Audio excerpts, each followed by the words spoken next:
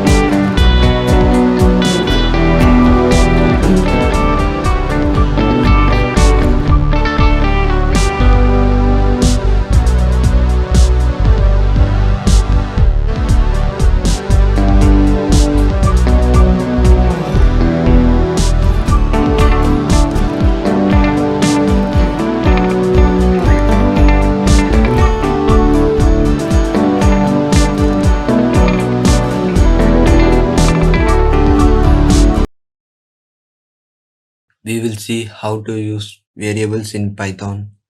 Let's open our IDLE.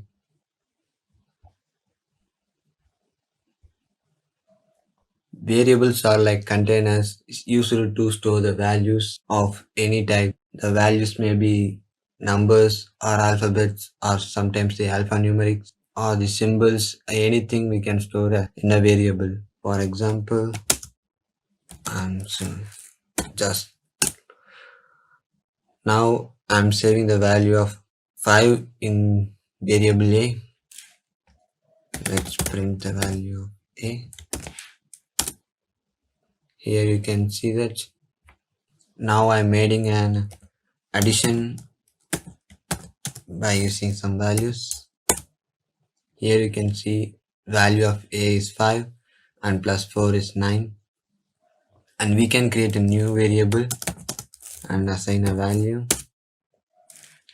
and here the value of B is 6. Let's add these both variables. Here is 5 plus 6 is equal to 11, and we can store the value of these two variables in a new variable like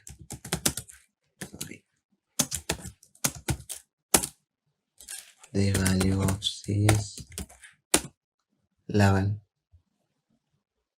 Here the value of A is 5 and the value of B is 6, and the addition of A plus B is equal to 11. The value of 11 is in C, and you can add a value to a variable and assign the value to the same variable. For example, A plus 6, print the value of A.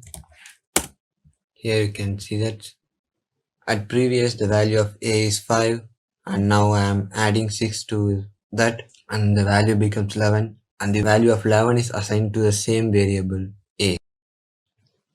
And we can assign a new value to a variable that already have a value. For example, we have created a B.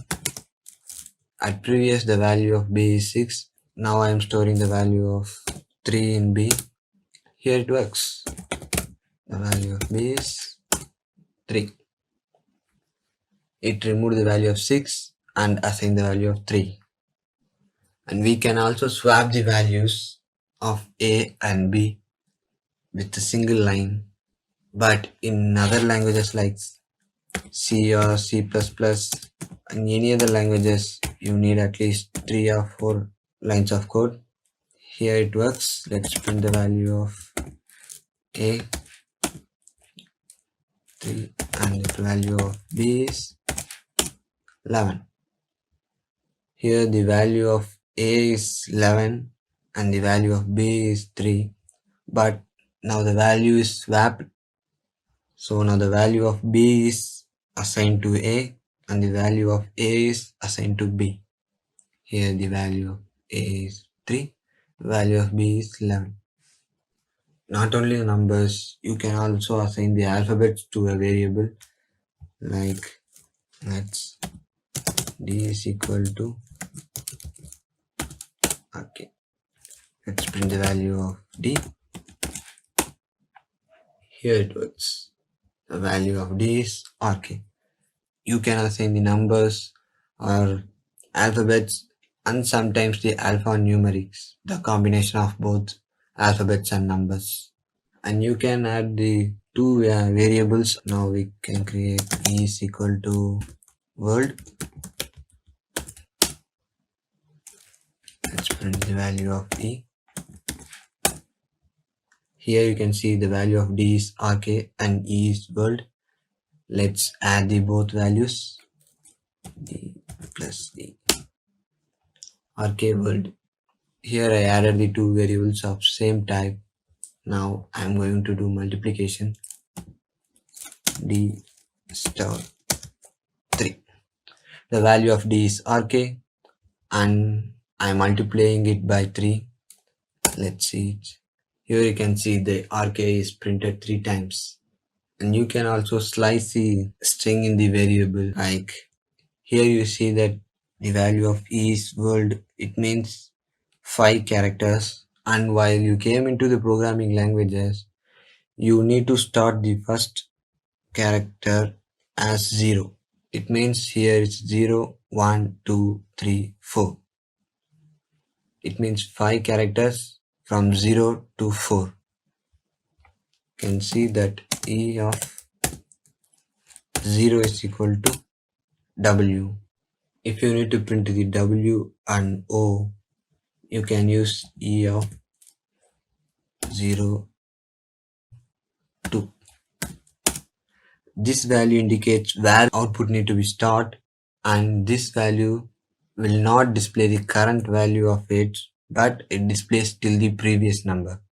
Here you can see that the W and O, here the W is 0 and O is 1, but the value of 2 is R, but it doesn't printing it.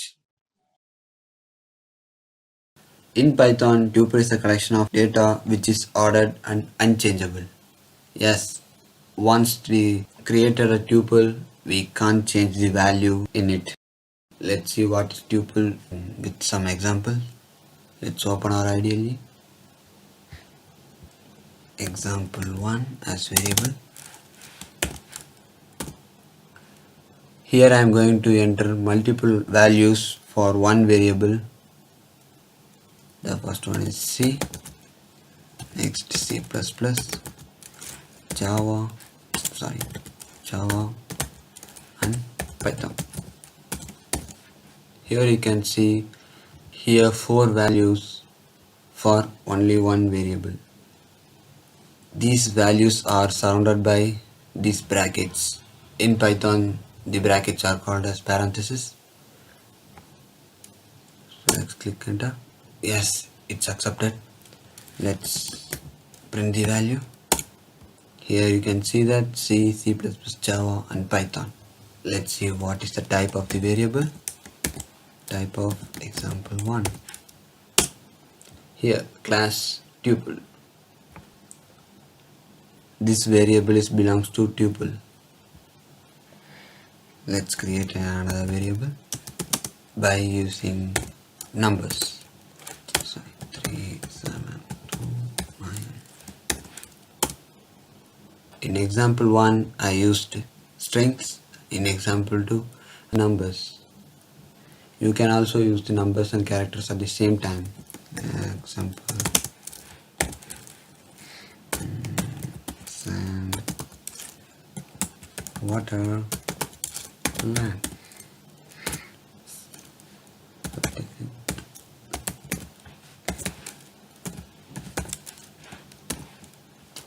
Sorry, I forgot one comma. Let's click. Yeah. And you can also create a tuple variable without using the parentheses. Let's see. A, B, C and D. Here it is, it's accepted. And you can also create an empty tuple by only creating the parentheses. And you can also create a tuple with only one value. For example 6, just only one value, 6. So here we need to use the comma. Let's say the type of the variable.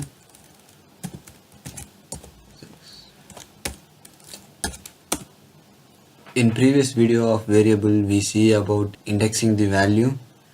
Here in example 1 I have 4 values. Here I am asking the first value of the variable. It is C. And you can also get the value by reverse order. For example as -1. Yeah. By using the positive numbers, the index are calculated as 0, 1, 2, 3. But while using the negative values, it's from the reverse order. This is -1, this is -2, -3 and -4.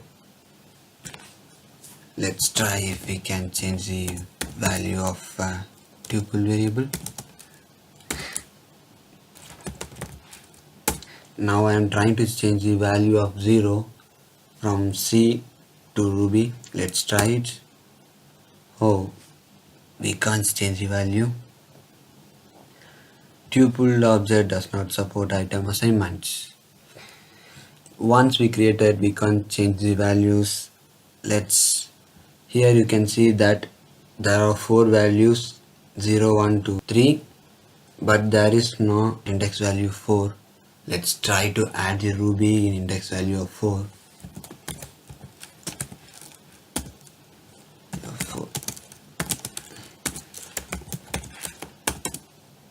Here's the same error again. We can't change the value. We can't change the already filled space, and we can't add the new value. But if we really need to add a new value to a variable, there is only one chance. We can delete the variable and create a new one. Let's see how it is. Let's print the value. The value of example 1 is C, C++, Java, Python. Let's delete it. Let's try to print the value again. Oh, example 1 is not defined. The variable is deleted. Let's create the variable again. But now we are adding a new variable as C, C++, Java, Python, and Ruby. Here it is. Here we have 5 values of C, C++, Java, Python, and Ruby. Here you see that in example 3 we have 7 values, but we need only the values from water to 43. What we can do then? Let's see what is the index value of these values. The index value of sand is 0 and water is 1, land is 2, the value of 56 is 3 and 43 is 4. So we need the value from index value of 1 to 4. Let's try to get it. Example 3 of 1 to the index value of 43 is 4, right? But if we entered 4 here, we can't get the value of 4. Instead of that, we can get only the value of index 3. If we need index value of 4, we need to enter index value of 5 here. Here you can see that index value of 1, index value of 2, index value of 3, and index value of 4. But what happens if we need the value from water to everything?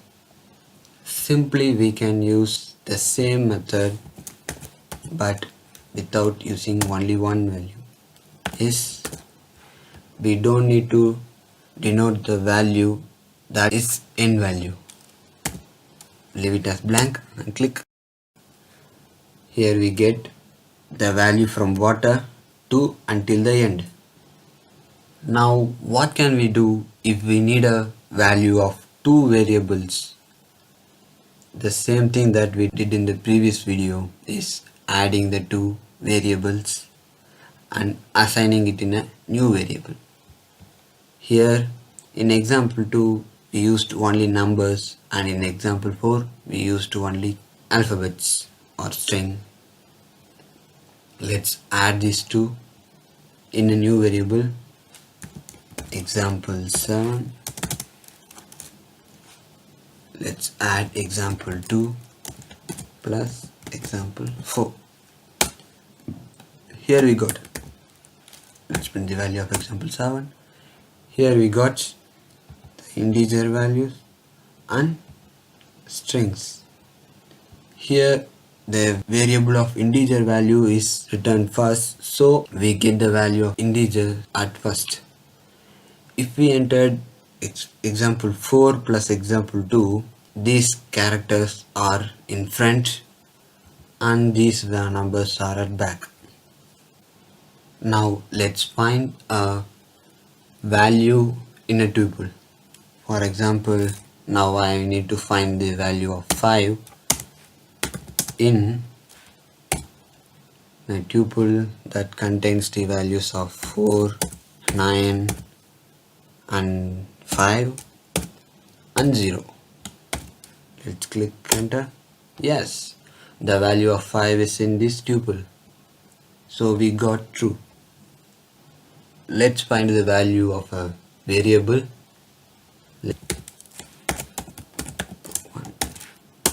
Yes, while finding the length, the starting is always with 1, but in index, the starting will be always 0.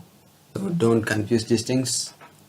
If there is nothing in the variable or anywhere, then it will show 0. If there is at least one thing, it shows the values.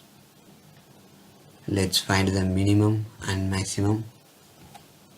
In example 2, we used only integer, so let's we take it as minimum of example 2. So what is the minimum? Here 2 is the minimum value. Let's see what's the value. Yes, we got 2. Let's see what is the maximum.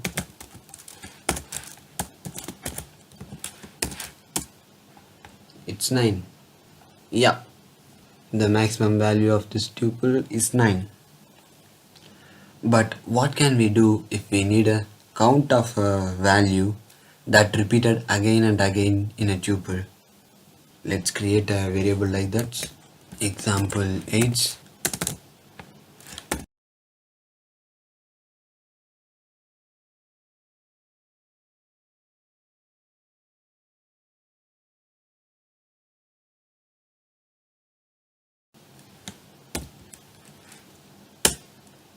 Let's see the value of the variable. Here I have entered the 5 multiple times, maybe 3 times. Yeah. Let's see the count of the value 5 in the variable. The variable is example age dot count. Here we need to enter the value. I need the count of the value 5. Here the count of the value 5 is 3. Now let's see what is the index number of a value. Here let's we take the variable example 7 dot index. Here we need to find the index value of 9. The index value of 9 is 3. Now let's we create a value of a variable as tuple in tuple. The sounds change, right? Example 9. The first variable is age. Now we're creating a tuple inside a tuple. Here it is 4 and maybe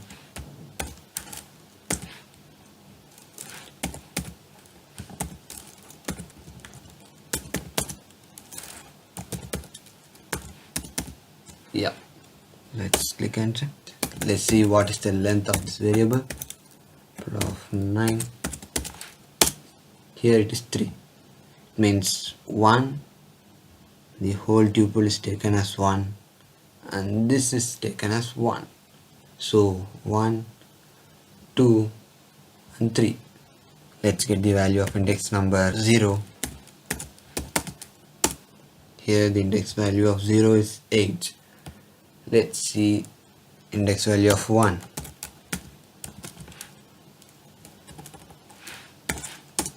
This tuple is taken as 1 value and the index value of 2 is the 4 values are in. But what we can do if we need only a 1 value in index value of 2? We can use another index value that, let's see, example 9 of index value 2 and index value of 8. Here we got this is belongs to this whole thing, but this is belongs to this only one. Tuple and list are almost same. We can do almost anything that we can do with tuple, but except one thing. In tuple, once you created a value in a variable, you can't change it. But in list, you can change a value and remove a value and also add, and whatever you need, you can do it. Let's see what is list using some example. Let's open our ideally.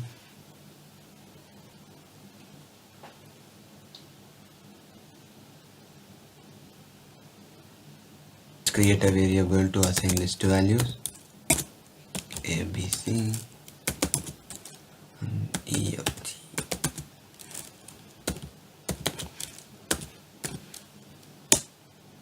Here it is a list. Lists are always enclosed with a square brackets, like tuples are enclosed using the parenthesis.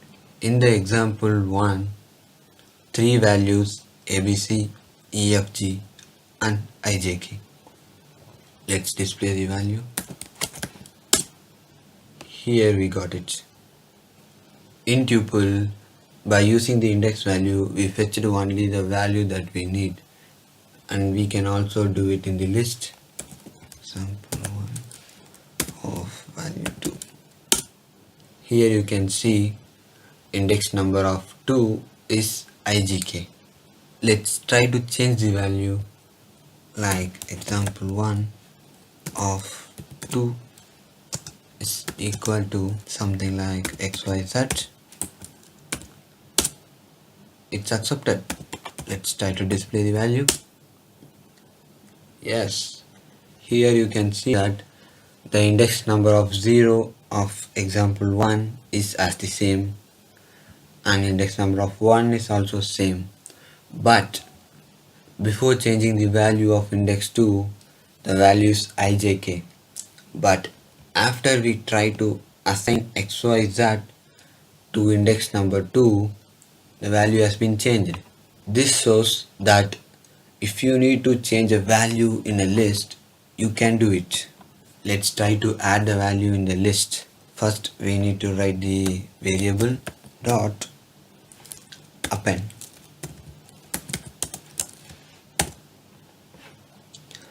This append is used to add a value to a variable at the end. Let me show you. Here we have ABC, EFG, XYZ. Let's try to add MNO. Here it is. Let's try to display the value. If we need to add a value at middle of the list, we can use insert. Example 1 dot insert. Here we need to give the index number at which place we need to add the value. Here I am giving the index value of 1, comma, and we need to give the value that we need to add. I am giving the value as alpha. Let's close it.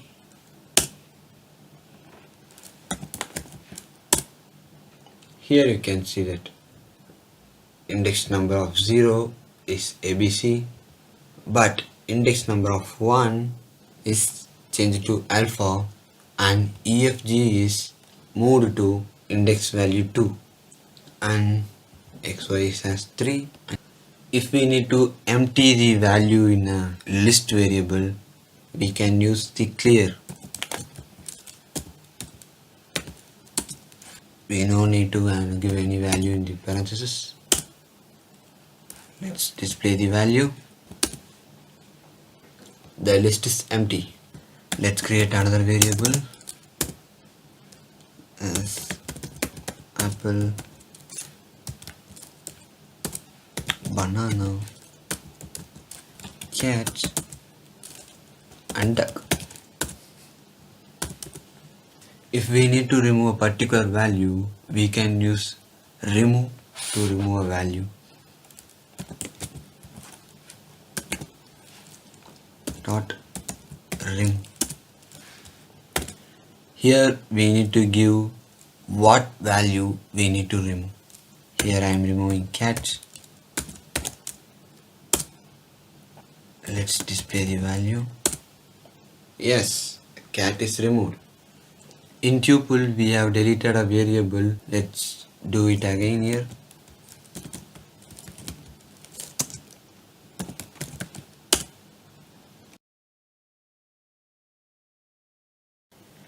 Here the variable is deleted.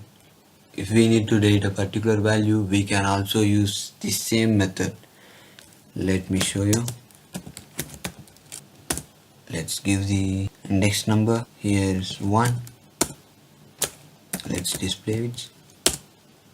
Here the value of index number 1 is banana. It's gone.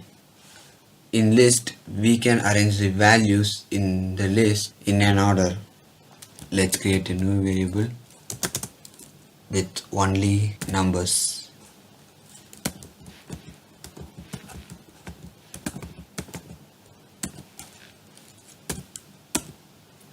Here we given the random numbers as 5, 9, 1, 8, 3, and there is no proper arrangement in the list. Let's arrange it.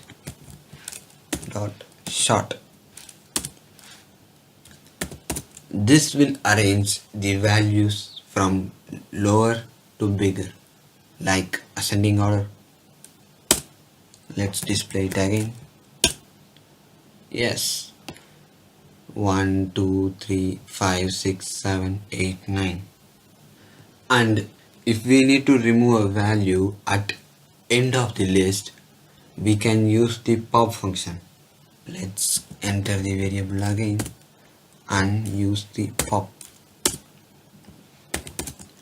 This will remove the value at the end of the list. Let's enter it. Here you can see the value at the end is 9. The value has been displayed and also it is removed from the list. Let's display it again. Here you see it. 9 has been removed. These are the things that is different from list and tuple, and these things that you can't do it in the tuple but you can do it in list. Now we will see what is set. So set is also like tuple and list, but set is unordered and unindexed. For example, if you are adding a set value to a variable, the order of the value will be changed and there is no specific index to mention a value. Unlike tuples are written in parentheses, lists are written in square brackets, and sets are written in curly brackets. So let's see how to use set with example. Let's open our IDLE.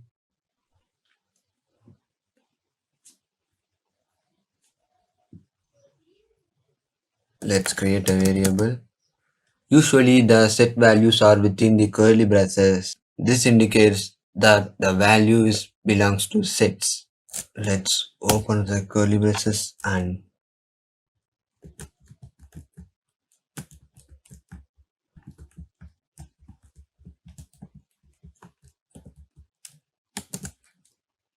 here you see that I'm using the value A, B, C, A, D, E, E. I'm using A 2 times and E 2 times. This is the set value which are enclosed within the curly braces and I'm assigning the value to S1. Let's enter. Let's print the value of S1. Here you can see that I give the value A and E 2 times, but here we got, this means the set values cannot be duplicates. There is only one value. If you are giving the same value multiple times, it only takes it one time. And you can also see that we gave the value in the order of A, B, C, D, E, but the value is assigned as D, B, A, E, C. It means these values are unordered. There is no specific order within it and there is no index value. Let's see the type of the S1. Here you can see that type of S1 is set. In tuple and list, we got a value of a variable using the index number. Let's try it here. S1 of value 1. It's error. The sets are unindexed. There is no index number for the values in this set. If we need to find a value in a set, we can only check if the specific value is in the set or in a set variable. Now I am searching the value a in variable s1. Yes, it's giving the true. It means the value a in s1. Let's try the unavailable value like g. False. It means the value g is not in the variable s1. If we need to add a value to a set variable, we can use add function like s1 dot add the values in s1 all alphabets. Now I am adding the number. It's accepted. Let's print the value. Yes, D, B, A and 6. Here the value 6. If we need to add multiple values to a set, we can use update like s1 dot update. We need to give the value within the square bracket as list. Then it will accept it.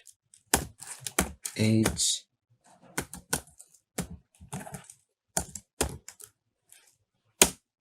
Let's print the value. Yeah, the values that we assigned to the variable s1, d, e, a, e, c are here, and the value that currently we added to the variable s1 also here. If we need to remove a particular value in the set s1, we can use remove function like remove. Now I am removing the value 12. Let's print the value again. Here the 12 is gone. But if we try to remove the unavailable value in a set using the remove, it will give the error. Let me show you. Now I'm removing the same value 12 again, but the value is not in the set. Here it's giving an error that 12 is not in the value. Instead of the remove function, we can use discard. Let's see. Now I am removing the value a. Let's print the value. Here the value a is not available. Now the value a is not here. Let's try to remove the value a again using the discard.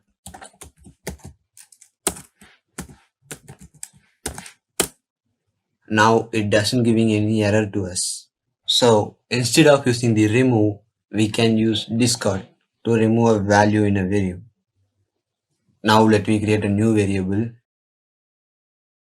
This time we are only giving the numeric values. It means numbers to the set.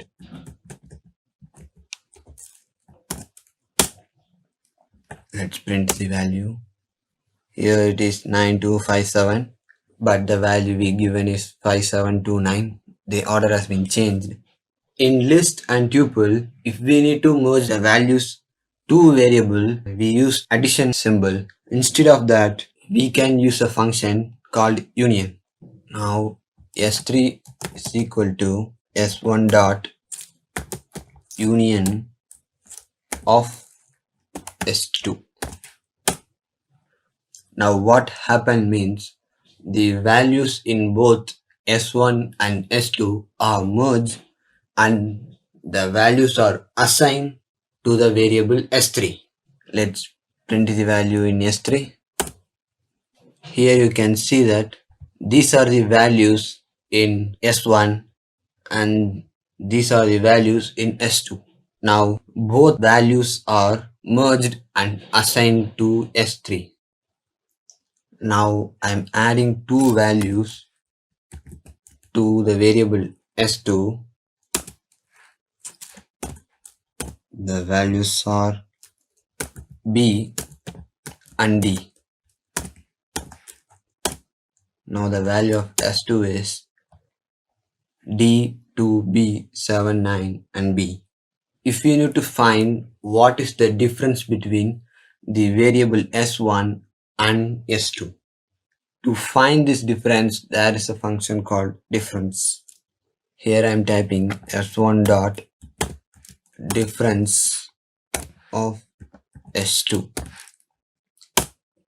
Here you see the values in s1 which are not in s2. The value b and d are not displayed, but other values in s1 are displayed. But instead of finding the difference, if we need to find what is the value that both the variables are commonly contained, for this we can use the intersect.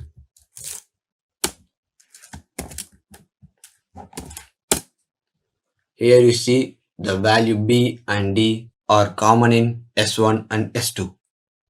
But if we need to display values in both variables that are not same, we can use symmetric difference, like s1 dot symmetric difference of s2. Here we are having the values of both the variable which are not same. In set, not only this function, there are lots of functions that you can use in your daily life. Dictionary is an unordered collection which is changeable and indexed. We can change the value of the dictionary that we already assign, and each value has index values, but the values in the dictionary are unordered. There is no specific order to arrange the values in dictionary. Now let's see what is dictionary and how to use them with some example. Here d1 as variable. The dictionary items is need to be in curly braces, and the items has two things, keys and values. Let me show you. Here alphabet A is the key and 1 is the value. Creating multiple items.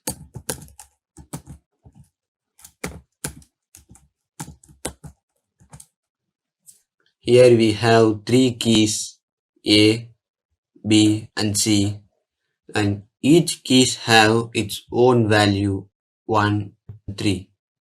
Let's display the value. Here it is. Let's see the type of the D1. Here it says it's belong to the dictionary class. Now, if we need to fetch only the keys in the dictionary like A, B and C, we can use the function called keys. D1 dot keys. It will show only the keys that in the variable D1. But instead of keys, what we can do if we need the values, the same as D1 dot, but here instead of keys, we need to give values. It will show only the values in the dictionary variable. In our previous videos of list and tuple, if we need to fetch a value in a variable, we can use the index number or index value to get a specific value in a variable. Like the same, here we can do by using the get function, but here there is no default index number for the values in the dictionary.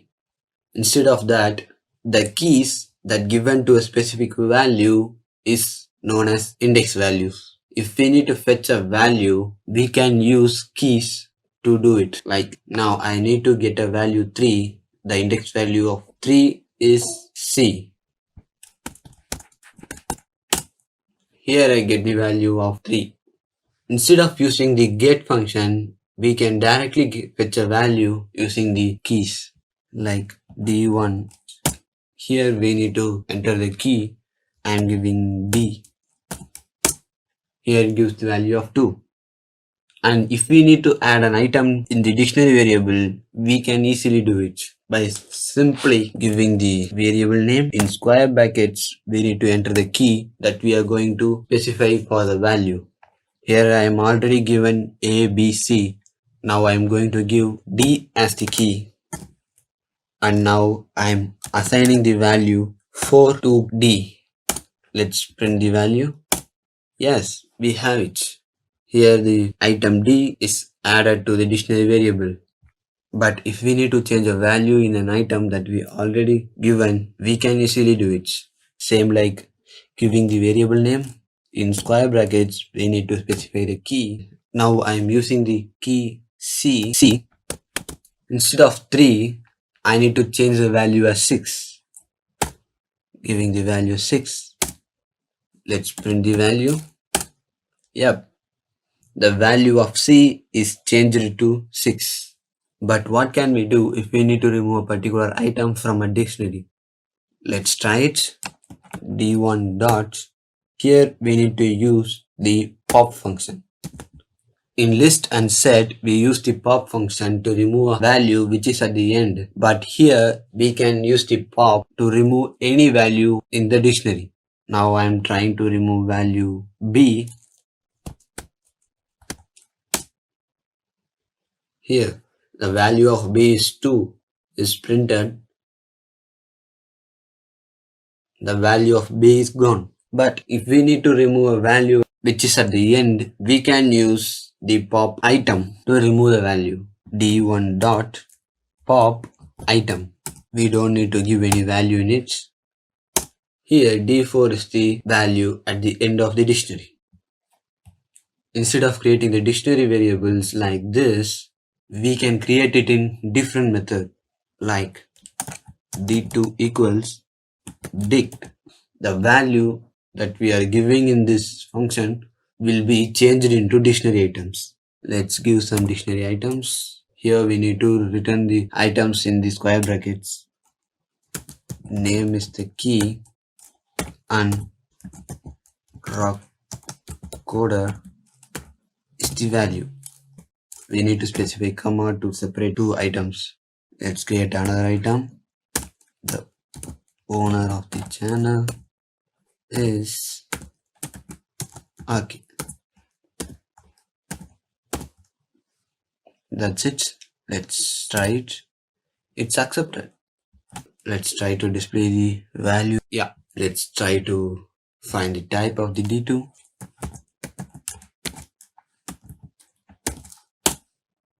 Yeah, it's the same. Hello everyone, nice to see you again. I am okay. In this video, we will see about operators in Python. In Python, there are 5 types of operator: arithmetic operator, assignment operator, logical operator, comparison operator, and bitwise operator. Not only this, there is another operator called special operators. Now, we will see about these operators and how to use them. Open your Python shell. The first operator that we are seeing about is arithmetic operator. Arithmetic operator contains addition, subtraction, multiplication, division, and some more. So let's assume A is equal 5 and B equals 8. The first operator in arithmetic operator is addition. Like A plus B is equal 13. Like 5 plus 8 equals 13. And the next one is subtraction. Is minus 3. Let's do like this. Now you can see the value of 3. The next one is multiplication. A multiples B equals 40. And the other thing is division is 0.625. Let's use an integer value like 40 divided by 5. Here we get the value of 8. The next one is modulus. The modulus is used to get the remainder in the division, like value of 10 divide 3. Here the value is not an integer, it's a float. Let's see what's the remainder using the modulus 10. This is the symbol of modulus 3. The remainder value is 1. And there is also another division which used to get the integer values like 10. For this you need to use double division symbol is 3. Here we doesn't get the float values that comes after the value of 3. So it is used to only get the integer values. And the next thing is power, like 2 multiples 2 multiples 2, we get the value of 8. But instead of using like this, you can use the power like 2. We need to use the double multiplication symbol.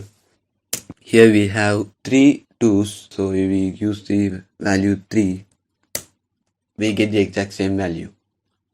So these are the things that comes under the arithmetic operator. Let's see what is the comparison operator. In comparison operator, we can get only the value is true or false, like 3 greater than 7. Here we are checking if the value of 3 is greater than 7. Let's click enter. False. 3 is not greater than 7, so we are getting the value false. The opposite sign of greater than is lesser than. Let's try that. It's true. The value of 5 is lesser than 8, so the value is true. We have checked the value of greater than and lesser than, but what we can do if we need to check a value is equal or not. There's also an operator available for this. 5. For this you need to use double equals. Again 5 is true. The value of 5 is equals to 5. Here you can see we have the opposite signs greater than and lesser than. Like the same, we also have for equals. The opposite of equals is not equal. Let's check this. For this, you need to use an exclamatory and equals and use the same value again. Is false. We are checking the value of 5 is not equals to 5, but we get the value of false. Not only this, we also have an operator with the combination of both equals and greater than. Let me show you. If the value of 4 is greater than or equals the value of 2. If the value is greater or equals, we get the value of true. Yes, because the value of 4 is greater than 2. Let's see another example with another operator called lesser than or equal to. Here we are checking if the value of 8 is lesser than or equals to 5. Let's try it. No, it's false because the value of 5 is lesser than 8. But we are checking the value of 8 is lesser than 5. In Python, the true or false is known as boolean, either 0 or 1. 0 is for false and 1 is for true. So these are the things that comes under the comparison operator. The next one is logical operator. In logical operators, there are only 3 operators: and, or, not. And is used to give if the both value is true, it gives the value true. If not, it gives the value of false. Let assign A as true and B as false.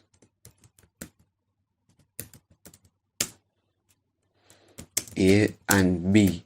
Here we have one side is true and the other side is false. To get the value true in AND, we need both the values are true. We get the value false because one of the values is not true. The another is OR. Yes, in OR, if we use any of the values are true, the result will become true. And the next and last is NOT. It uses only one variable, not A. The value of A is true. After we use the not A, the result will become false. It gives the opposite value as a result. So these and or not are only available in logical operator. The next thing is assignment operator. Assignment operators is the combination of both arithmetic and equals. Like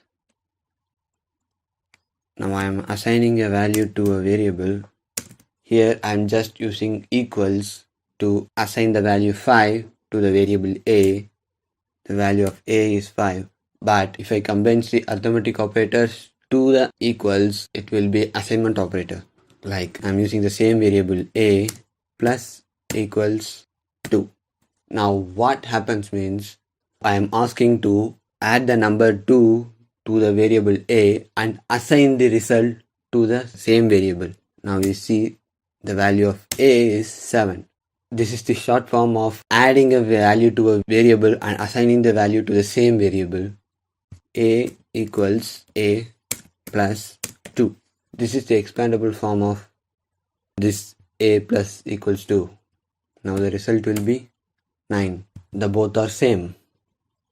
Like you doing addition, you can also use the subtraction.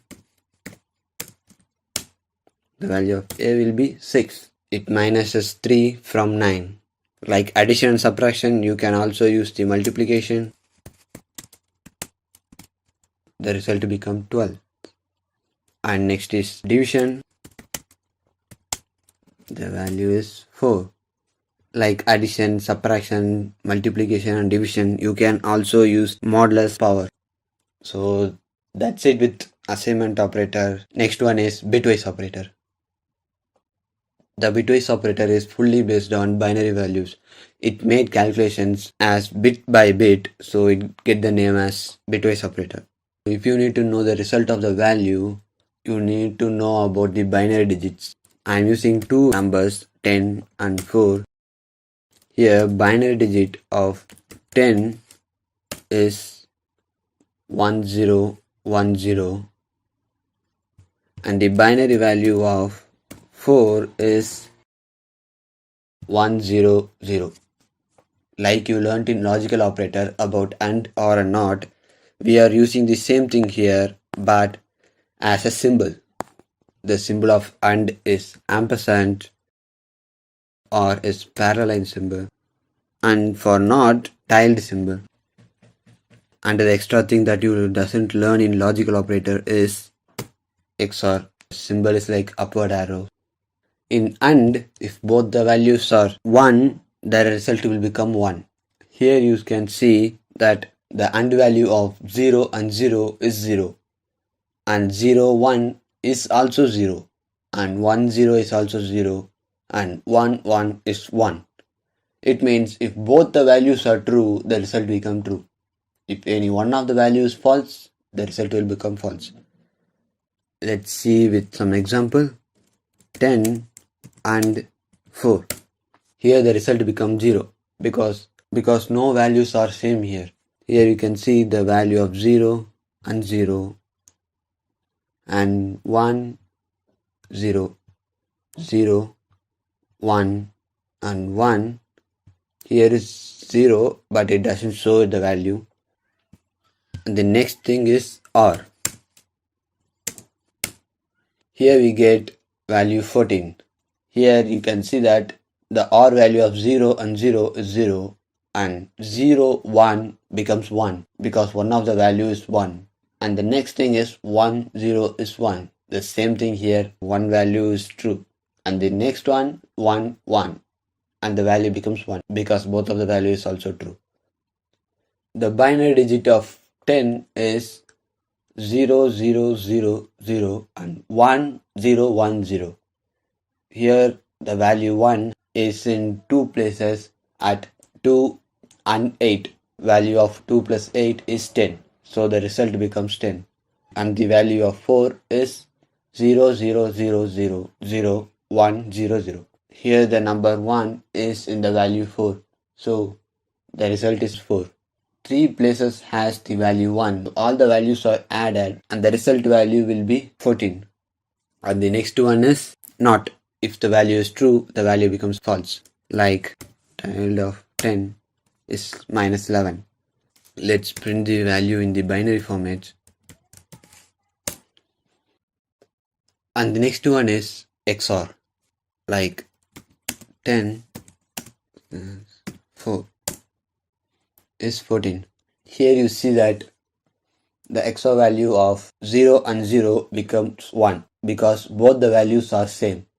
And the next one is 0, 1 becomes 0 because one value is 0 and the other one is 1. And the next is 1, 0, the value becomes 0. and the next value is 1 1. The value is also 1 because both the values are same. Not only this, in between operator there is also left shift and right shift. This will shift the zeros from left to right or right to left. Now you can see 10 right shift of 2 becomes 2 because the binary digit of 10 is 1010. The two values at the end will be shifted towards the right side. So the value 10 will be shifted to front and they will be changed as 00. So the balance is 1 and 0. So the result becomes 2. And the next thing is left shift. This will shift the zeros from left to right. At previous, the binary digit of 10 is 1010. After this, the value becomes 101000 because it shifts two zeros from left to right. These are the operators that you will use in your programs multiple times. And there is also a special operator called membership operator. This operator contains only two operators, in and not in. It is used to check if the value that we are asking is in the set, list, dictionary, tuple or anything. Now I am asking the value A to check if it is in A, B. Yes, the value of A is in it. Now here we are using the operator in and the next one is not in. Now I am asking the value G not in. By using in operator, we use it to check if the value that we are asking is in it or not. If the value is in it, it becomes true. But now, if the value is in it, it becomes false. It's just opposite of in. Like I'm using the same thing again. It's true because G is not in it. Let me show you another thing. This is the same A not in becomes false because the value A is in it. But we are asking if the value is not in it. Decision making. It means if else, and nested if. So first, what is if statement? It's like checking if the condition is true or false. Like we did it in the conditional operator. If the condition that we are given true, the statement that in the if will be executed. Let's see with some examples. Here I already created a Python file. I'm using Sublime Text as my IDE. Let's see. If true, print hi. Let's execute it. It's displaying hi. Instead of using true, we can use some operators that in the conditional operator. Like here I am giving I equals 0. Now we can check if I equals 0, print it's true. Let's execute it. Yes, it's true because the value of I is 0. What if the value is not equal to 0? Like now I am changing the value of I from 0 to 4. Let's execute that again. Here nothing is displayed because the value of I is not equal to 0. Like if statement, we have another thing is else. Its work is if the value is not true, the else block will be executed. Now you can see that value of I is 4. We are checking the value of I is equal to 0, but it's not true. So no value is executed. But if we used else part, print it's false. Let's execute it again. Here is displayed it's false because if the if condition is not executed, the else part will be executed. If the if is false, the else part will be executed. Here you can see that it's false, so else block is done its work. Like if and else, we have the combination of if else is Elif. Previous we checked that if the value of I is equals 0 but the value of I is 4. So let's create another thing, but now we doesn't creating the if again. We are using Elif. It means else if. Maybe if doesn't works, it need to check Elif part. Now we can check if value of I is 4. Let's print its Elif part. Let's execute it again. Yes, it's Elif part. Here what happens means when we start executing this, first it's check if the value of I is equals 0.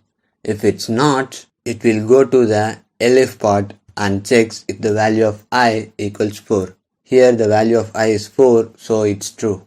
It printed the value of its Elif part. If the condition in Elif part is also false, the else part will be executed. But what can we do if we need to use an if statement within an if statement? Yes, we can do it. It is called as nested if. Now I am changing the value of I from 4 to 7 and checking if the value of I is greater than or lesser than 5. If the value of I is greater than 5, it prints greater. Let's remove the else part. If the value is lesser than 5, it's print lesser. After we checked if the value is greater than or lesser than, if the value is greater than, we need to check if the value is odd or even. Let's try it. If value of I modulus 2 and checks if the remainder is 0.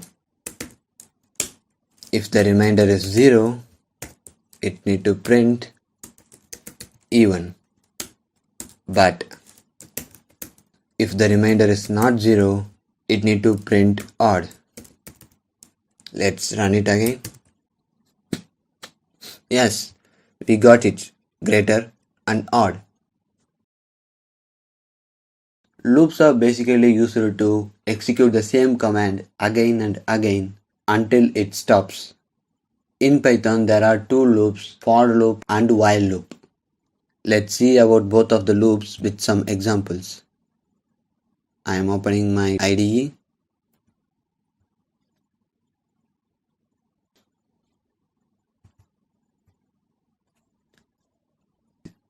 The first loop that we are using is for loop. It begins with for and we need to use a variable. I am using I in range. In range function you can able to give 1, 2, 3 values. If we give only one value, it starts from 0 to 6. If you give two values, it means it starts from 6 and end at 10. But if you give 3 values, it means it starts from 6 and need an interval of 2 values and end at 10. Now I am using only one value. For I in range,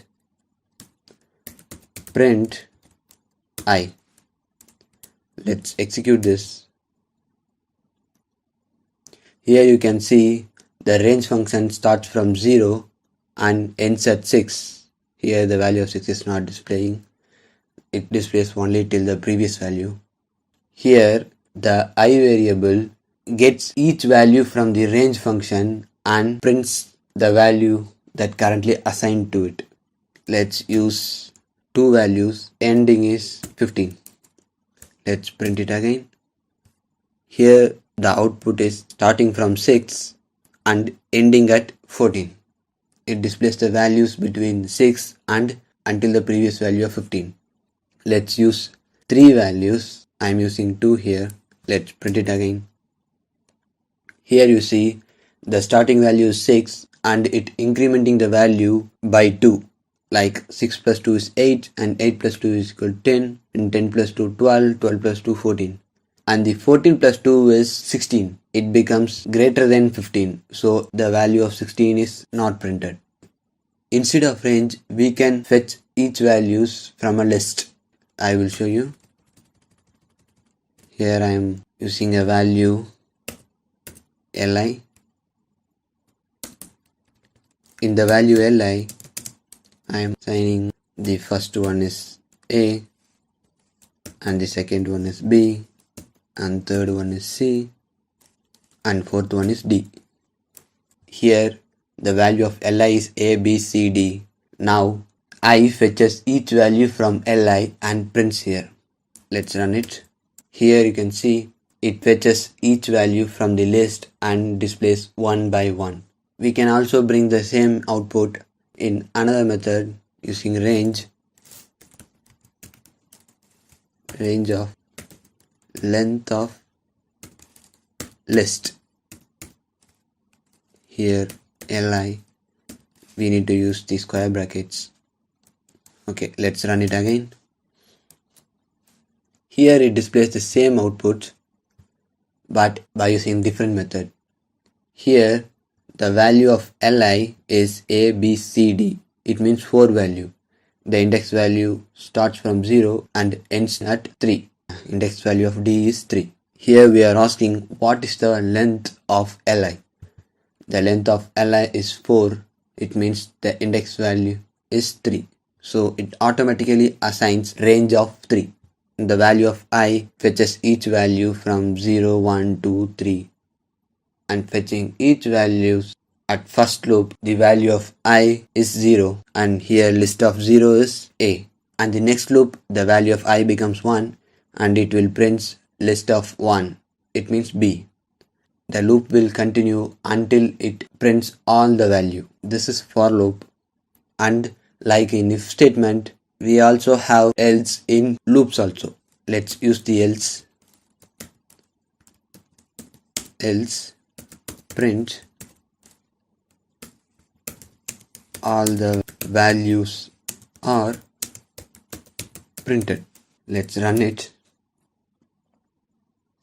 Here you can see after displaying all the values, if there is no value to display, it will display the else part. This is for loop. So let's see what is while. The while statement starts with while. Here I am creating a variable I and assigns its value as 0. Here I am asking until the value of I becomes greater than 4, it need to print hello. Let's run it. Sorry, here it becomes the endless loops. Let's break it. Here I forgot to increment the value, so let's do it now. Here I am incrementing the value of I by 1. Let's print the value of I with it, so we can easily find at which state the loop is currently now. Let's run it again. Here it prints hello 0, hello 1, hello 2 and hello 3. Here hello is the value that we are asking to print and 0, 1, 2, 3 is the value of I.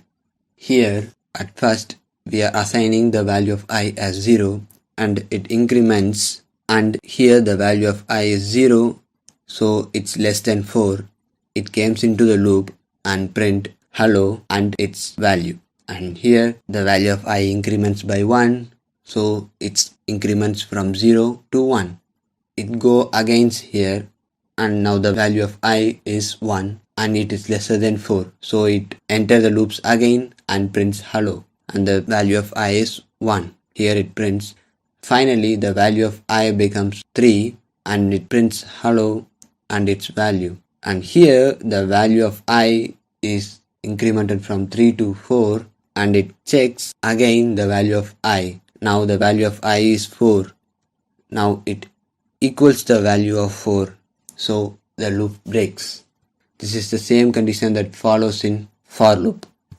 Like in for loop, we can use else statement in while. Let's use it. Print loop is ended. Let's run it again. Here it displays the value till hello 3 and after there is no value to print, it prints the loop is ended. It means after the loop is breaked, it comes to the else part. So this is the loops that in Python. Break is used to stop the loop and exit from it. And continue is used to bypass the statement that we are giving and pass for null values. I will show you about them with some example. Now I'm going to show about break. Here we are using for loop for I in range of 4. Print I. Let's run it. Here you can see the output of 0, 1, 2 and 3. Now let's use break. Here I am asking if value of I is 2, break the loop. Let's run it again. Yes, here it prints 0, 1 and 2. 3 is not printed because we are saying if I becomes 2, the loop need to be breaked. It means the loop need to be ended. And the next one is continue. I am using the if part above. Okay, let's run it again. Here you can see 0, 1 is printed but 2 is not printed. 3 is printed. Because if the value of I becomes 2, the current loop will be ended and the next loop will be continued. And the next one is pass. Here I am asking to print odd values. In if statement we saw about printing even values, but now we are asking about odd values. Let's see how. Let's change the range value as 8. I modulus 2 equals 0. Print I. But here we need to print odd values. So let's remove this. And here we need to use the else parts and print I. But here we are leaving the if block as empty. So we will get an error. For this we can use the pass. It means null. This is the way that we are telling the machine, I know there is no statement in if and you don't need to give me an error. Instead of leaving this an empty, we can use pass. Let's run it again. Here it prints 1, 3, 5, 7. It means it removes the even values and prints only the odd value. From break, pass and continue, you will use the break multiple times, then other two, pass and continue.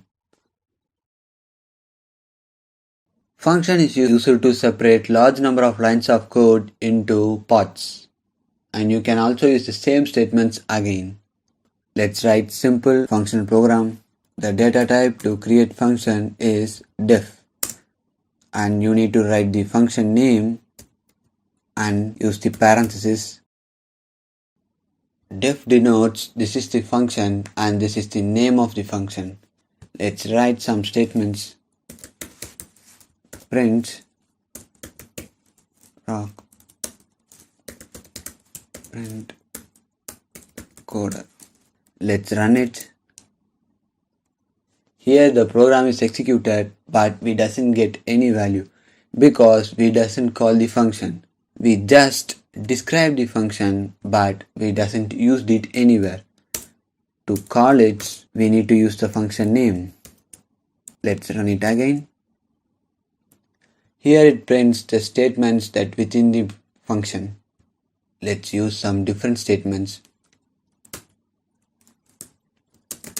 x equals 3 and y equals 5. We need to print the value of x plus y. Let's run it again. Here it displays the value of 8. Here the variables that we used are called local variables. Let's create global variables, and here x is 7 and y equals 4. Let's print the value of x and y. Let's print it again. Here at previous the value of x is 7, it's printed, and the value of y is printed. But when it enters the function, the value of x and y is changed and the values are added and it prints the value of 8. But when we ask to print the value of x and y,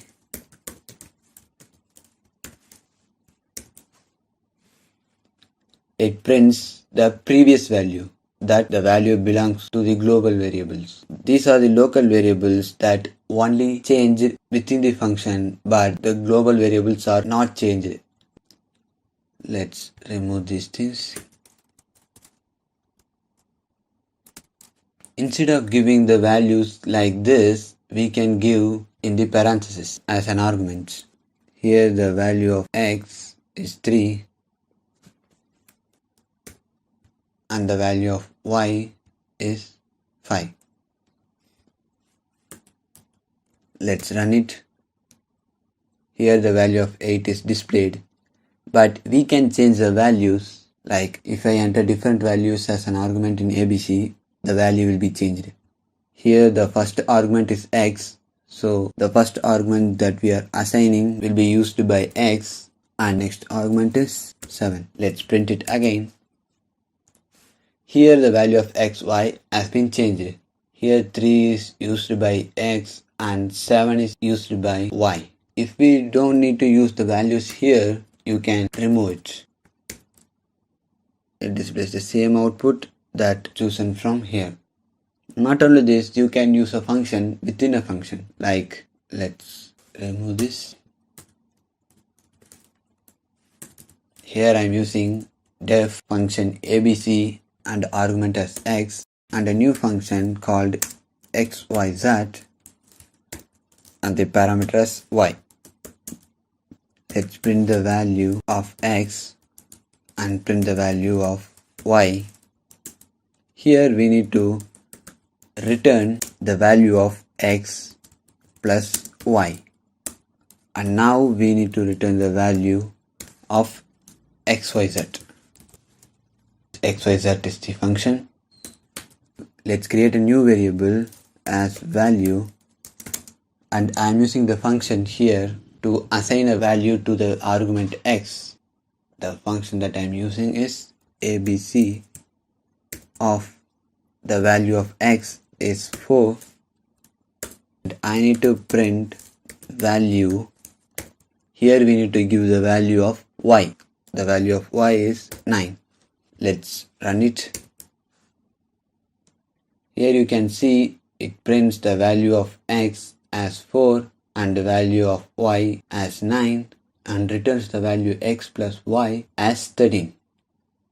And we can use the same function many times by assigning different values as argument. Let's remove them all. Now I'm using the function as add and arguments as a, b. Here I need to return the value of a plus b.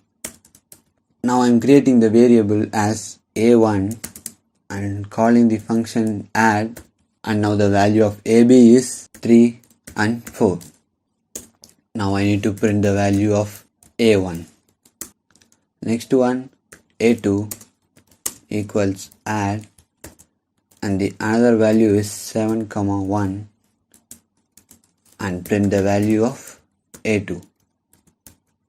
Let's run it. Here it prints different values. The first one is 3 plus 4, it prints 7, and the second one is 7, 1. It prints the value of 8. While working in big projects, you will use the functions to make your code more understandable and clear. Exception handling is like handling the errors. Whenever we write some code, we got some errors, but we can print some different statements instead of that error for our understanding. So let's see how to handle these errors and print the statements that can be easily understood for us. Let's start. Here let's create a new variable and I am assigning the value rk in it. And I try to change the value of a to int. Let's run it. Here we got the error as value error. Instead of displaying these statements, we can display whatever we need. Let's write the code in try. Here the try block tries the code that we are entering, and if any error is occurred, the error will be passed to the except block and prints what value we need.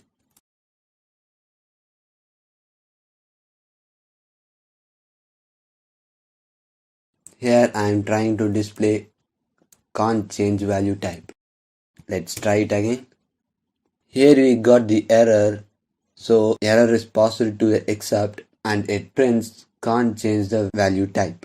If you need, we can display a particular error type to display the value. Like here we got the error of value error. Let's run it again. Here it displays the value as can't change value type. Let's change it, and here I am asking to divide 5 by 0. Let's run it. Here it shows the value of 0 division error. It doesn't execute the print statement because here we ask to print the value if it is a value error, but we get 0 division error. If we need, we can use multiple except parts like except. Here we got the 0 division error. Use it and print enter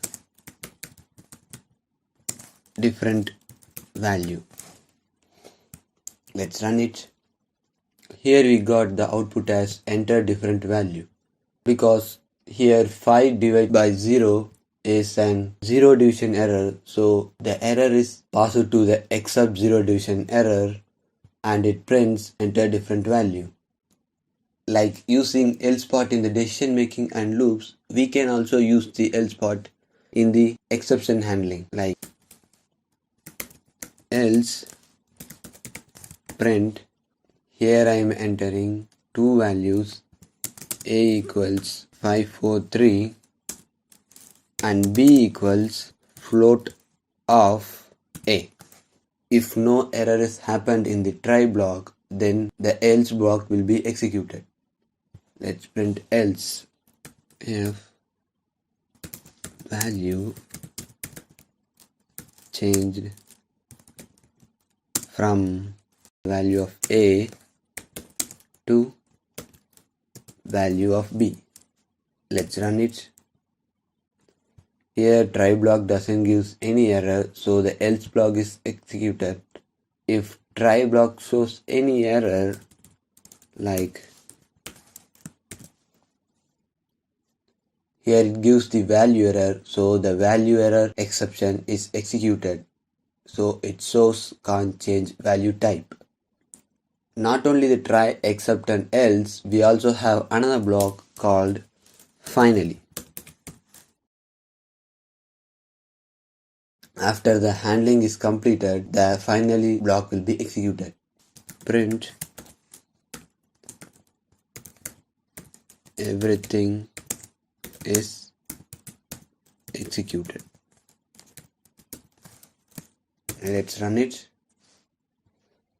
Yes, here we got value error, so the value error exception block is executed and it prints can't change the value. After it is completed, the finally block is executed, so it shows everything is executed. Let's use the real-time program. Here I am giving the value of a as age and b as 0. Try. In try, I am asking print a divides by b. The same example that we use for zero division error. If zero division error is happen,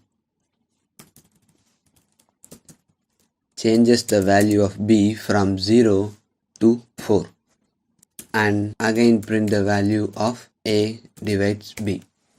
Here the value of b is 4, but here the value of b is 0. The else part is print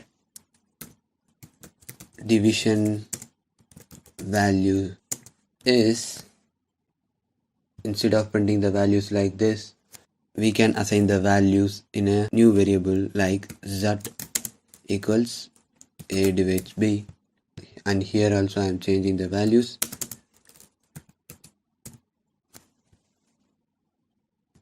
Z, and then finally print program is executed successfully. Let's run it. Sorry, I used the print function, the else block. If exception is executed, the else block will be omitted. Let's use it in the exception part. Run it again. Here it is. The division value is 2.0 and program is executed successfully. If you need to raise an error of your own, you can do it by simply using raise. Here I am asking the value error. Let's run it. Here it shows the value error. So this is the main concept in exception handling. OOPS concept. It means object-oriented programming language. Almost every programming languages that are currently used today are using the OOPS concept. OOPS concept is like building a structure of a program. While you are working in big projects, you will use the OOPS concept to build your project more effective and neat to display. The one of the main reason that why Python is so famous today is because of it runs three programming concepts like functional programming, procedural oriented programming, and also object oriented programming. In object oriented programming, everything is seen as an object, like a variable is an object, a function is an object. Everything that written in the program is seen as an object. OOPS concept is like the structure that how we need to write a program in an effective way. The OOPS concept is mainly based on the objects. The object has two characters, attributes and behaviors. Attributes is like, for example, speaking about a person, the attributes are name, age, color and identification marks. And behavior is like singing, dancing, sleeping and more.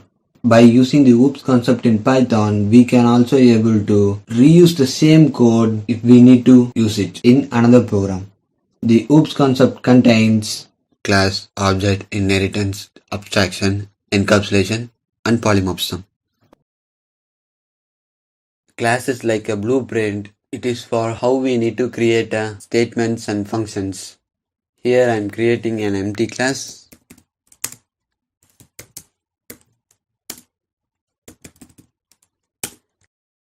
Here class denotes that it is a class and man is a class name. And here I didn't give any statement, so I am using pass. To call the class, we need to create an object like s1 equals man. Here s1 is the object and man is the class name. Let's run it. Nothing is displayed because we doesn't give any statements here. We can also assign values to a class from outside the class, like we need to use the object name dot the variable that we need to create in the class, like color equals brown, and the next one is height is 5.6 feet and weight is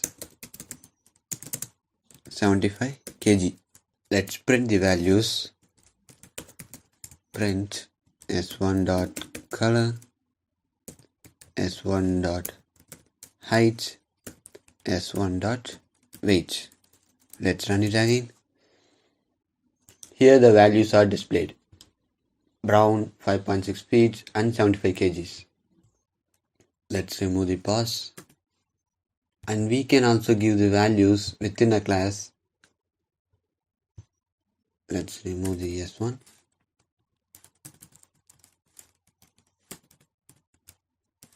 Let's run it again. It's displayed the same value. Brown 5.6 feet, 75 kgs. And we can also use the print function in the class. Let's remove the s1.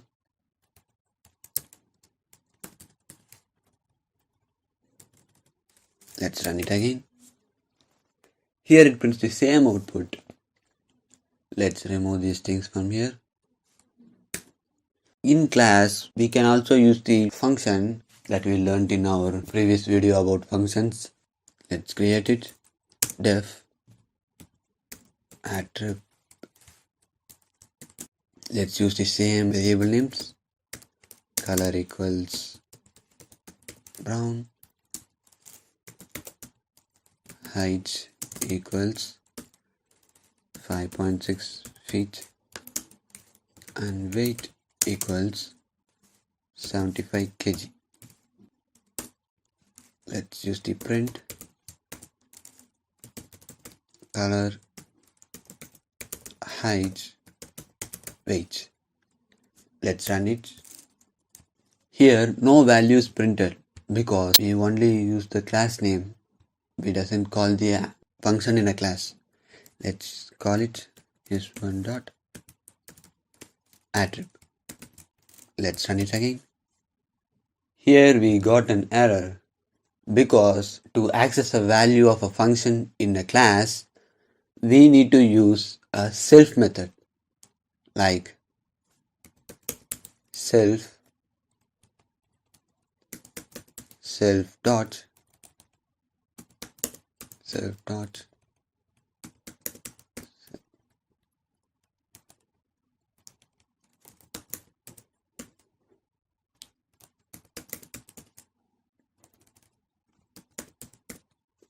let's run it again.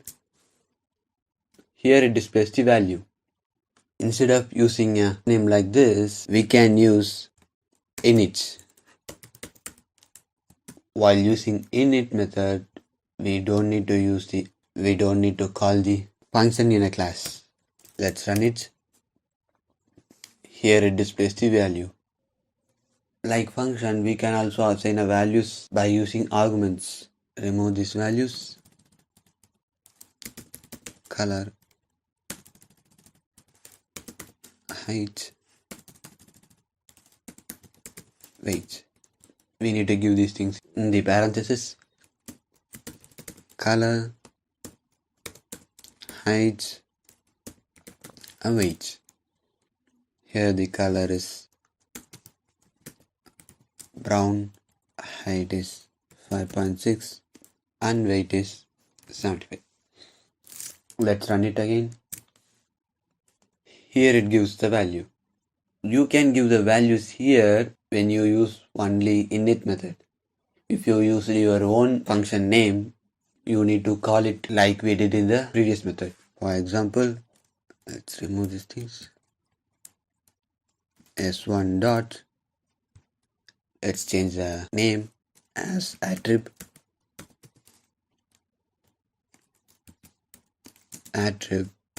and we need to give the values. Let's run it again. Here it displays the values. Let's give another value, s2 dot attrib, color is black and the height is 6.1 and the weight is 80. Let's run it again. Sorry, I didn't call the class here for s2 equals man. Let's run it. Here displayed different values for the same class. Inheritance contains minimum two classes. One is parent class and another one is child class, like base class and derived class. Let's create two classes, parent and another one is child. Let's give some values in it. ABC equals 5, IJK equals 8, and values in child MNO equals 15 and XYZ equals 4. Now we need to create object for two classes like C1 equals parent and C2 equals child. Here we created classes and assigns object for it. Let's get the values.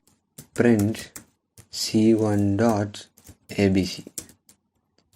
Here I am asking to print C2 dot XYZ. Let's run it.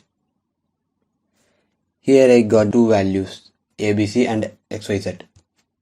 But I need to access the value of IJK from child class. How can I get it? For that, we need to inherit the class. For this, we need to write the name of the class within the parenthesis of another class name. Now try to get the value of IJK. C2 dot, here C2 is the object for child class, but I am asking the value of parent class. Let's try IJK. Let's run it. Here I got the value 8 because the class parent is allowing the class child to access its members and values. But if we try to access the child class from parent, we can't. Let's try to get it. Print C1 dot MNO. Here we got error because parent class has no rights to access the values in child class. Let's create two functions within a class. Def parent function self. We need to use self to access the values in a function in a class. Here print it's a parent class. Let's create the same thing here. Def child function prints it's a child class. Let's remove the last one. Here I am calling to print parent function by using parent class. C1 dot parent function, and the next one I am asking child function from child class. C2 dot child function. But now I am asking parent function from child. C2 dot parent function. Let's try. Yeah, it prints. First I am asking the value of ABC by using parent class, and the value of XYZ by using child class, and the value of IJK using child class, and parent function using parent class, and child function using child class, and parent function using child class. This is called single inheritance. In Python, there are totally 5 inheritance: single inheritance, multiple inheritance, multi-level inheritance, hierarchical inheritance, and hybrid inheritance. Let's see what is multiple inheritance. Let's remove these things. In single inheritance, there are only 2 classes, but now in multiple inheritance, we need at least 3 classes. Here it is parent class and it is child class. Let's create a new class. Class grandparents. Here the values may be EFG 18 and creating a new function def grandparent function self and print it's a grandparent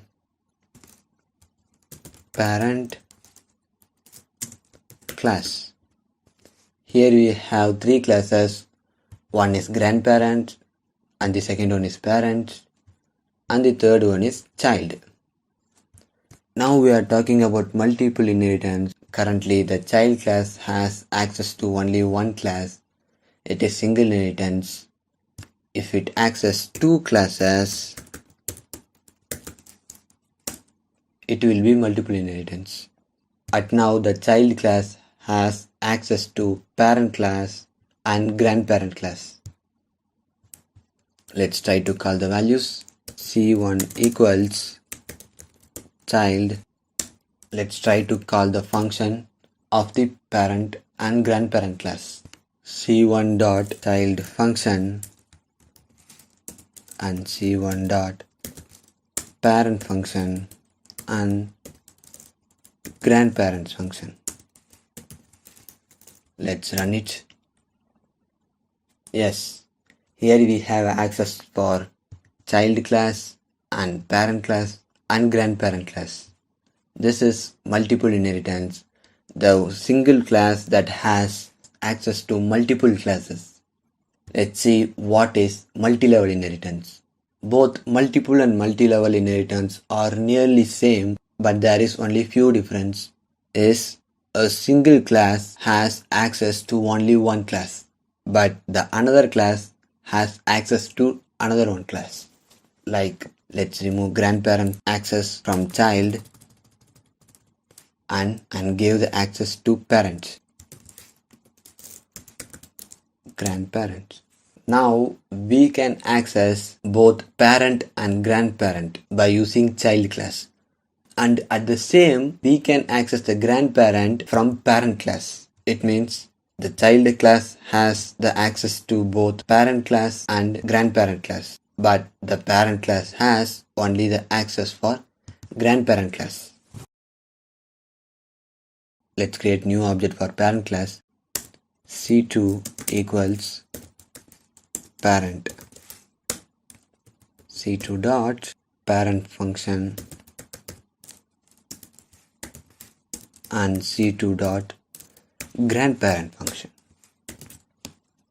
Let's run it. Here we have output. At now we access child function, parent function and grandparent function from child class, and the next we accessed parent function and grandparent function from the parent class, but the grandparent class has no rights to access other classes. This is called multi-level inheritance. Let's see what is hierarchical inheritance. In multiple inheritance, we accessed two parent classes from a single child class, but in hierarchical inheritance, we give access of grandparent class to parent class and child class. Like let's change it grandparent. Currently, we are giving the access of grandparent class to parent class and child class. Let's remove this line. Let's run it again. Yes, we can access grandparent class from both the classes. This is called hierarchical inheritance. The next and last is hybrid inheritance. It is nothing but the combination of minimum two or more different inheritance method. Like, let's copy this class, paste it. Now I am changing the class name from child to child1 and the function name also, and print its second child class, and instead of grandparent, just parent and child. Let's remove these things. Let's try to get values of grandparent, parent and also child from child1 class. Let's create new object for child1.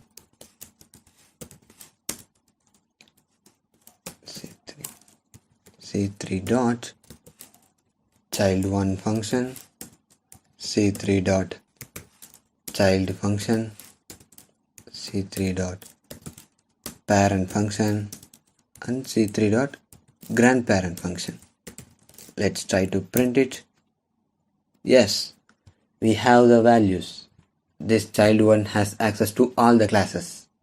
So this is the main concept in inheritance, accessing the values of a class from another class. Encapsulation is nothing but in a class you use methods, variables and its values. The collection of everything in a class is known as encapsulation. And also we can hide variables from other classes. Let's create a class demo. Here I am giving the values num equals age and name equals RK and country equals India. Let's define a function def in itself, and we need to assign the values of a variable in self, and self dot num equals num and self dot name equals name, self dot country equals country. In inheritance we see base class and derived class. Let's use the same method here. So this is the base class. Let's create a derived class. Class demo 1 in parentheses demo. Let's try to get the values from demo class. Print self dot num and print self dot name and print self dot country. Let's create the object c1 equals demo 1. Let's run it. Sorry, I forgot to create method.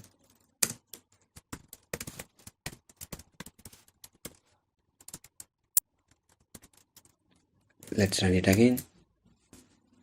Here we got values of num and name, but we doesn't get values of country, because here num is a public variable and name is a protected variable and country is a private variable. If you use single underscore in front of variable, it will be protected, and if you use double underscore, it will be private. So the values of private variables can't be accessed from outside the class. If I ask to print the values within a class, it will be printed. Let's remove the statement here and write new function.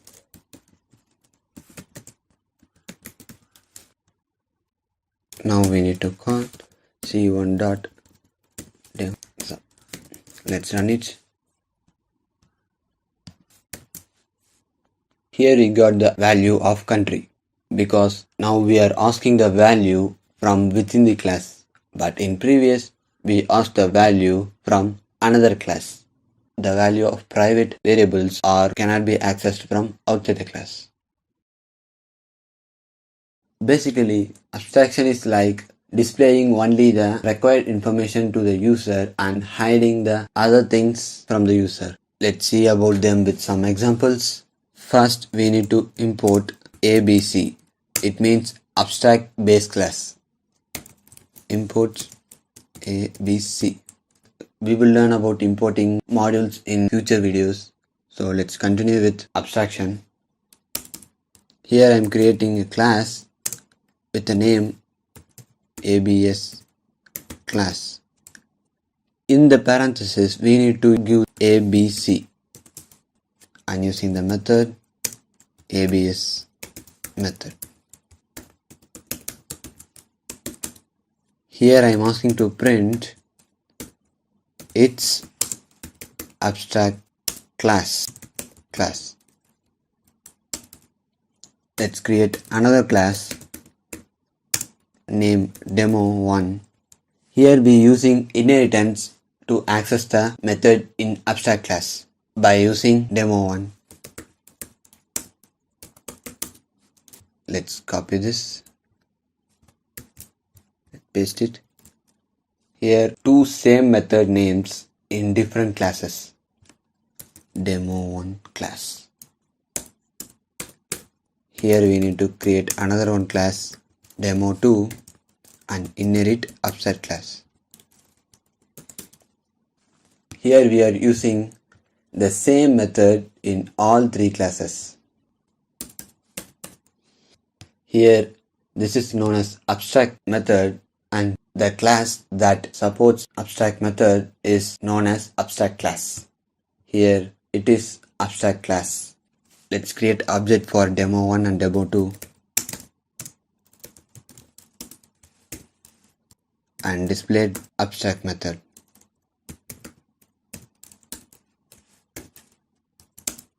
Same for demo2.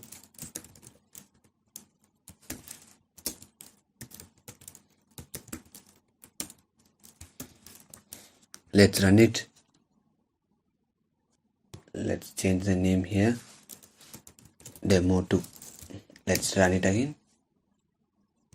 Here we got the output as demo1 and demo2. We call the method abstract method from demo1 and demo2, and here it displays its demo class 1 and demo class 2, but it doesn't displays its abstract class. Even we are inheriting the abstract class to demo1 and demo2. Let's ask if it is a instance. Is instance. Here we need to give the object name and abstract class name. The abstract class is ABS class. Let's do the same thing for demo class 2.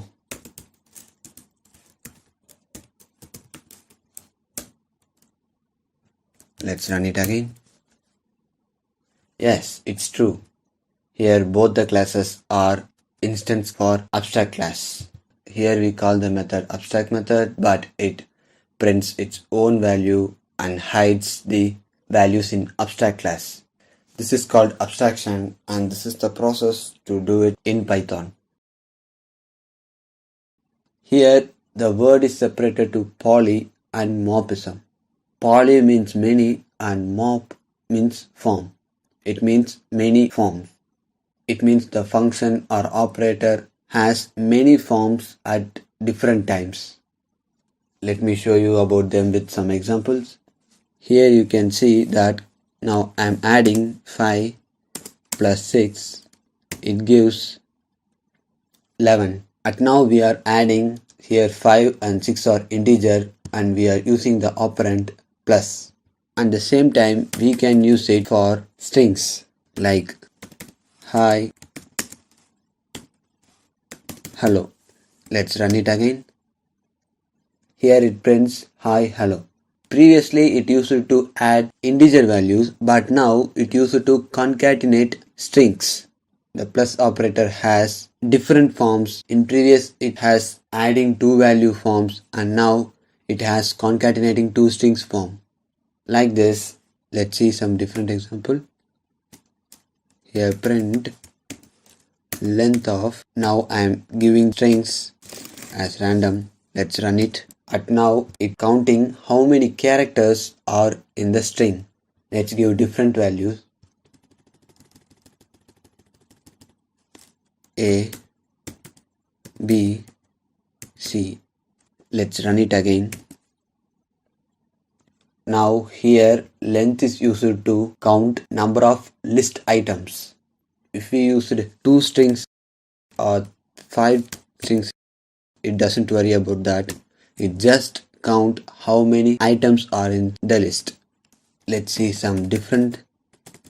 Now we use dictionaries. 4:6, 7:4, 2:9, 5:8. Let's run it again. Here it counts how many keys are there. In our first example, the length counts how many characters it is the first form, and in our second example, it counts how many items in the list, and now it counts how many keys are in the dictionary. The list has many forms at different time. Let's see some example with class. Here we are using the concept method overriding. If you are coming from the different programming languages, you have learned about method overloading, but in Python that method overloading is not available. Let's create a class with class name as cars, and here I am creating function as capacity.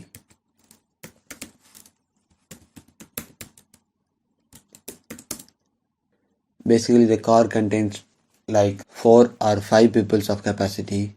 Let's print it holds 5 people. Now let's create another class bike. Here I'm same method name capacity, but now I doesn't going to pass any values or statements. Leave it as empty by just entering pass. Here I am using the inheritance concept, inherit cars. Let's create object for bike.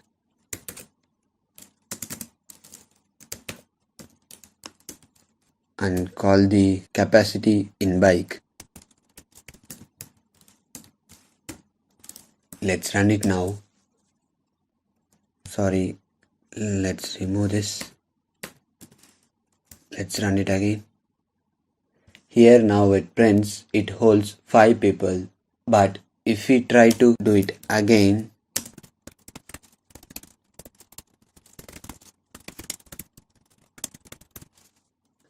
okay, let's run it. Now it shows it holds 2 people.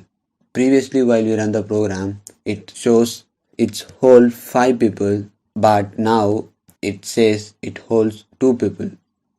Method or operand has different forms at different times. To use super method in program, we need to create classes based on inheritance method. Now I am creating 2 classes based on single inheritance. Here I am created 2 classes based on single inheritance. Here it prints its child method because when I try to run child class, it automatically executes init block. But in parent class, we also have init block.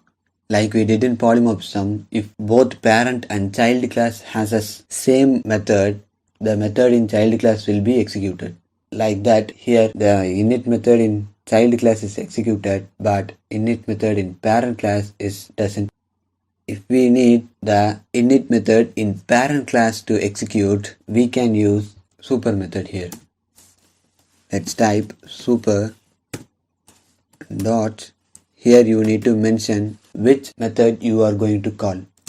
Here I am calling init method. The super method is only used in the child class. If you use in the parent class, it will show the error. Let's run it again. Here you can see the init method in both the classes are executed. When we call the child class, the init method in child executed. In init block, the first line is super and we are calling init method of parent class. So first the parent class is executed and the child class is executed. If I use the super method below the print statement of child init, the parent class will be executed after the child init is printed. Let's try it.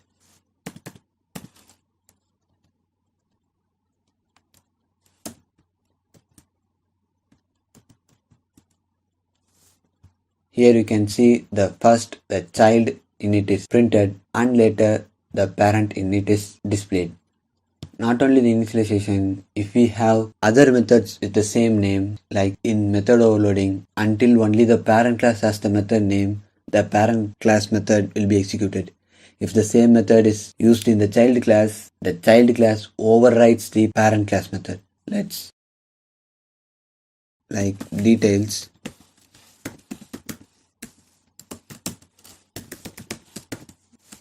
It's parent class details. Let's call the details here. Let's run it.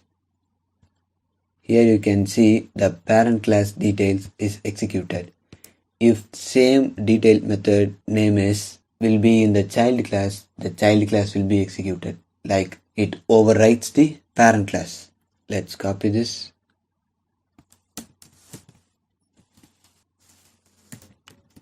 Child class. Let's run it again. Here you can see the child class is executed. The detail method in child class overrides the detail method in parent class. Now here we need to execute details method in parent class. Do it using super. The method name is details. Let's run it. Here you can see first the parent class is executed and the child class is executed because the parent class is on top and child class is next to it. Like this we can also pass arguments. Let me show you. In details I am asking to print name. Okay. Here in details I am passing name as RK. Let's run it again.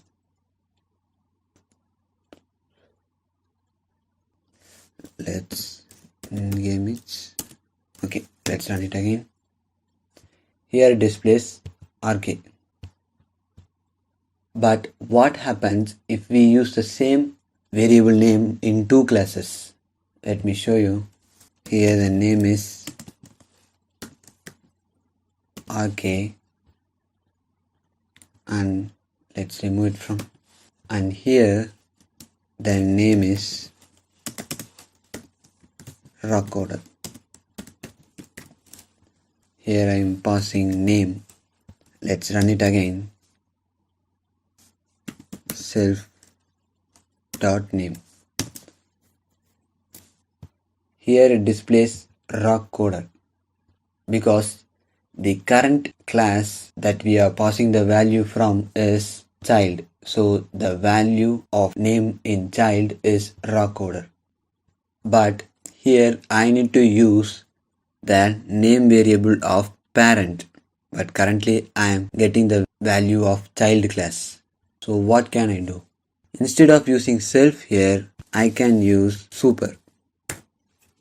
It will denote that now I need to get the name variable from the parent class, not from the current class. Here the child class is the current class. Now I am asking the name variable from the parent class. Let's try to run it again.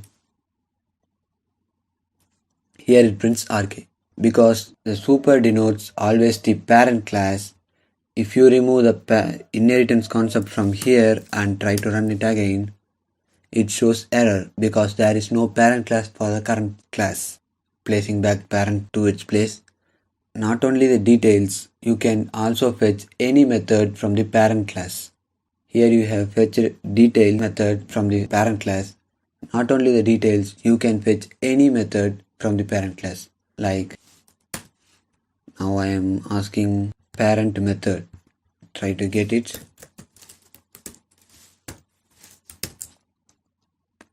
Here it displays its parent method. While you are working in big projects, you won't write the program of whole project in single file. You will separate each piece of code in different files and you will get the piece of code from your main file when you need it.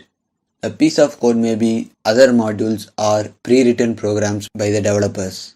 Here I have created two files. One is the demo file and in sample I already written some lines of code. I will show you later. Now let's open our demo file.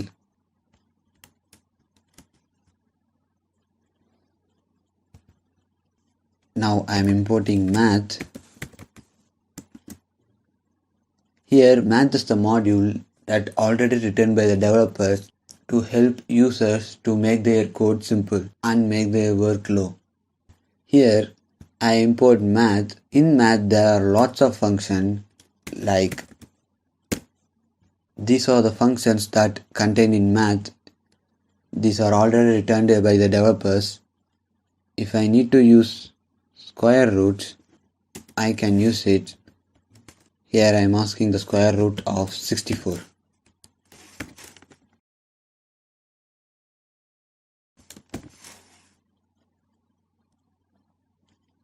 The square root of 64 is 8.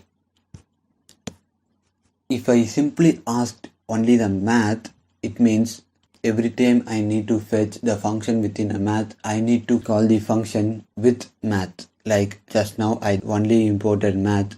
It means I need to say every time math dot square root.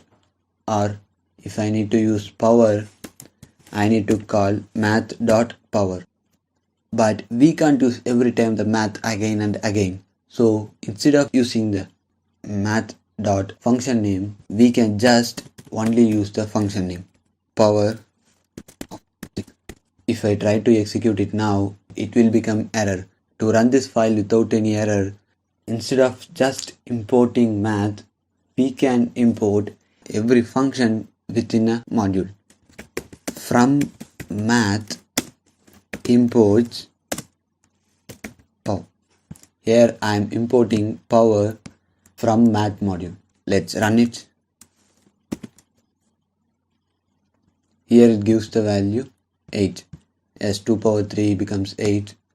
It's confusing, so I'm changing the value.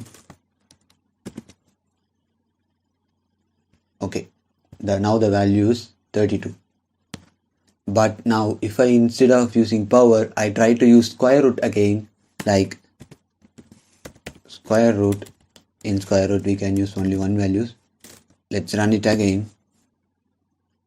We will get an error because we are only importing power function from the math module. Instead of just importing single or 2 or 3 functions from a module, we can import everything by using star. Here star denotes I need to import every function in the module. Let's run it again. Here you can see the square root of 5. Now I can use every function within a math module, like square root and also the power, everything that contains in the math module. Like importing math module, we can import every modules that we installed in it. If we doesn't have any modules, we can also install them using pip from the internet. Let me show you. For this, you need to open CMD. In some computers, you need to type Python space -m space pip install and the package or module that you need to install. And in some computers, you don't need to mention Python here because the path for the pip is already set. Now I am trying to install Pillow. Pillow is a module that uses to open image files in Tekinter. It's a GUI module to develop desktop GUI application. Now I am trying to install it. Here I already installed it.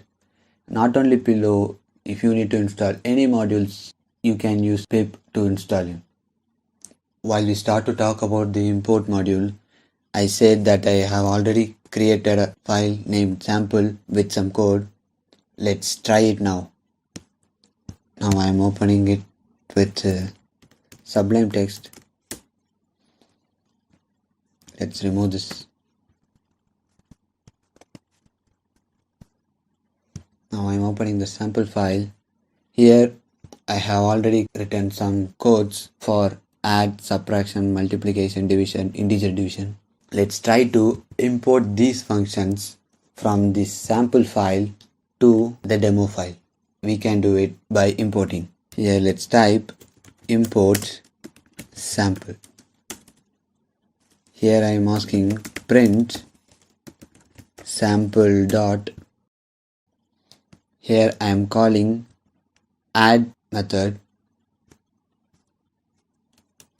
Add. Let's pass two values 3, 8. Let's run it now. Here it gives a value of level. When we try to execute the file, here you can see that the folder named PyCat is created. Now let's try to print value for multiplication 6, 3. Let's run it. Here it gives the value 18. In previous I said about instead of using the sample every time, we can import the method in a module by importing everything from a module. Here the sample is now the module.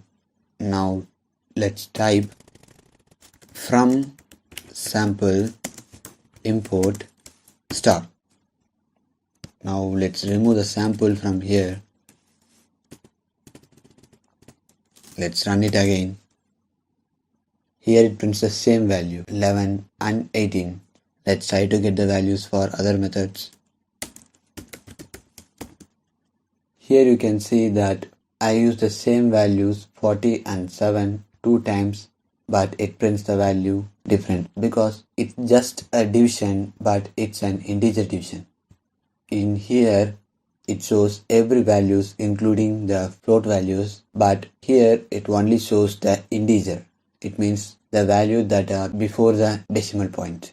So this is the way to import modules and functions, and you will use it every time when you try to write some programs.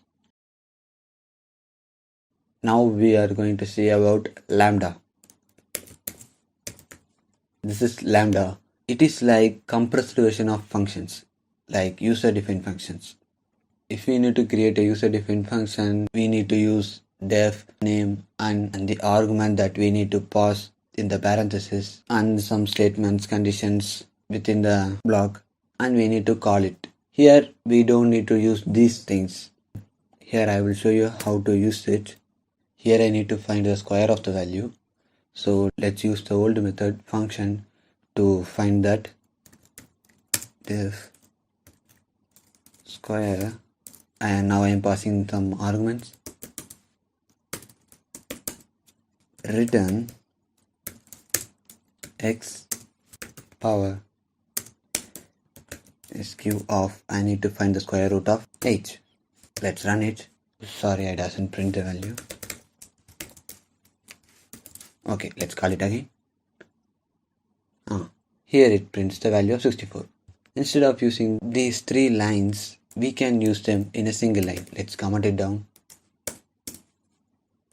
Let's create a variable as same x equals lambda x. Here we need to use the colon to say that the lambda and parameters are ended here.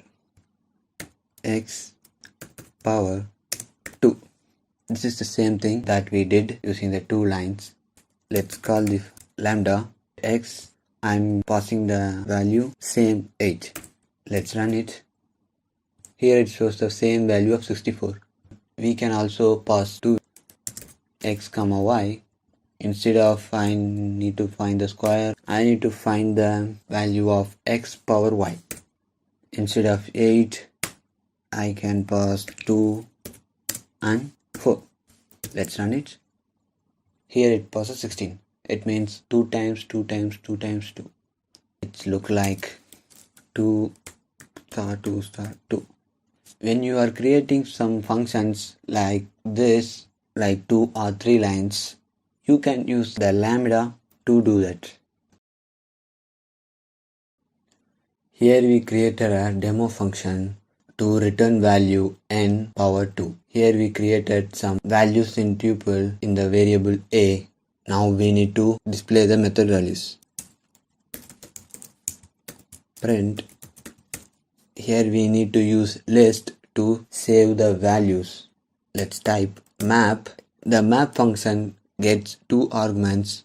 One is the function name and another one is variable or some values. Demo, a. Instead of the variable a, you can also give the values that within the tuple.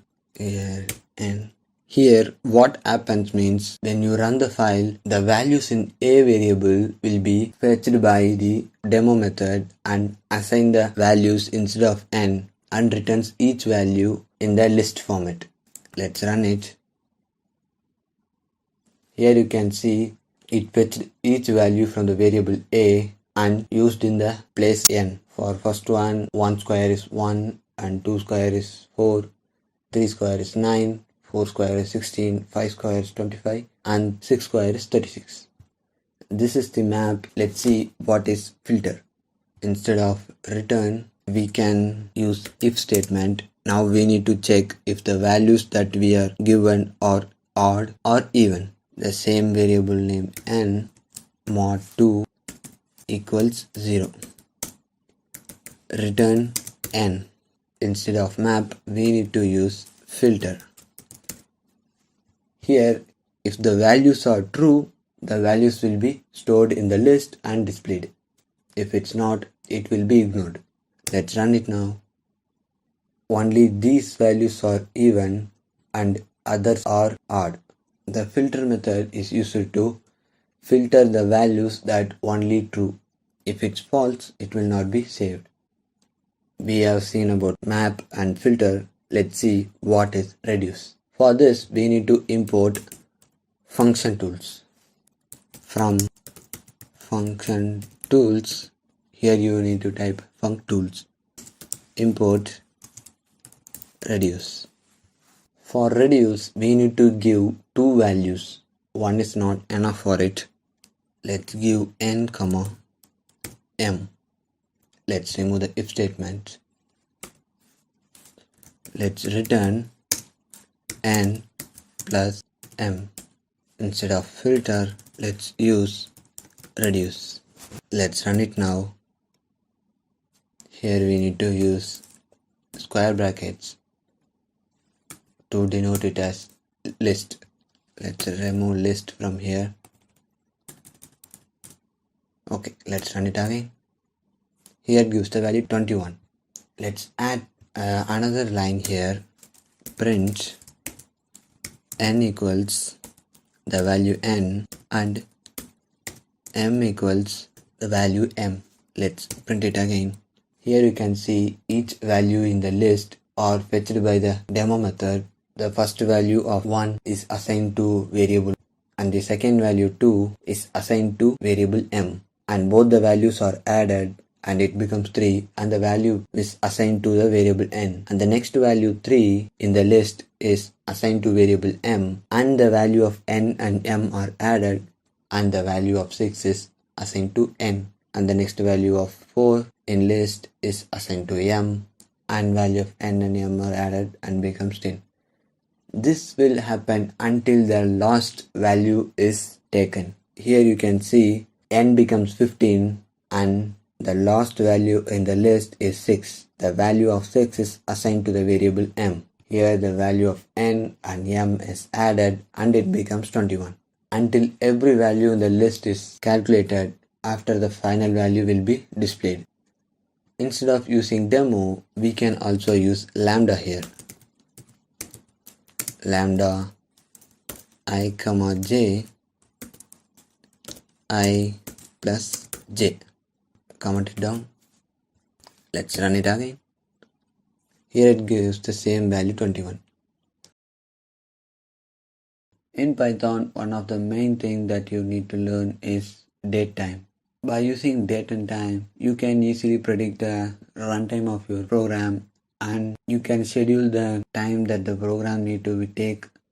For time, in Python there are two modules, one is time and date and time. For date and time, you can use any of them. You can use either time or date and time. Now I will show you both how to use them. First, let's see about time module. For that, we need to import time. In time, there are lots of submodules and also methods for us to use. Example, global time. Here it shows the global time. It means each countries have different times that different from the original time. Now I am getting the local time. It's my local time. Now I am in India. The time based is IST, Indian Standard Time. It's UTC plus 5 hours 30 minutes different from UTC. Here you see the global time is 17 and my local Indian time is 23. It means it's 5 hours 30 minutes above from it. Different countries have different time based on their time zone. There are many countries have different time zones. Russia and France has more than 10 time zones in their country. And the next thing is sleep. This is used to make your code to execute some minutes or seconds later. Like here I am typing time.sleep. Here you need to pass an integer value that denotes the seconds that you need to make your code to run late. I am asking 4 seconds. Let's run it. 1, 2, 3, 4. Here it takes 4 seconds to finish it. I will show you the sleep method with some more example. For I in range of 5. Print I value and it need to take 2 seconds to do the next thing. Okay, let's run it.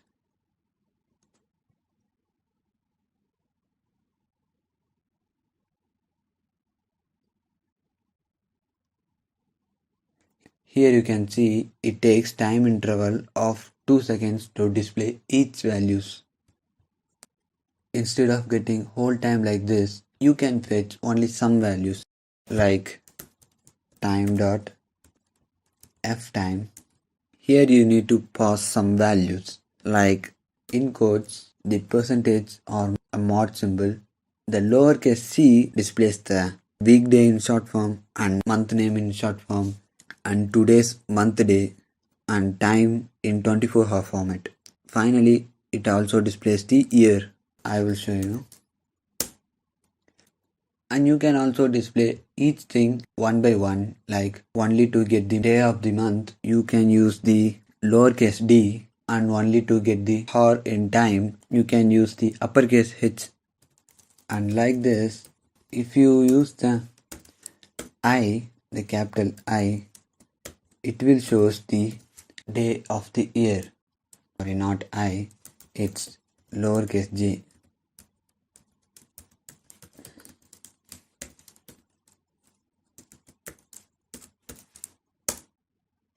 Yeah. Here it shows the day of the year. In another thing, it's time.time. It will display only the seconds. If you paste the value in GM time or local time, it will show the output. Example, time.gm time. Let's copy the value and paste it here. It will display the same output that we get previous bar. You can also use the local time to convert the seconds to current date like this. Let's see, another module is date and time. Imports date time. Sometimes date and time will be used more than time. Let's see what is today's date and time. Today. Here it shows the year, month, day, and same hour, minutes, seconds. It will also show the microsecond. Like the same like this, but it shows in a different manner. You can also get the exact output using different method. It's now.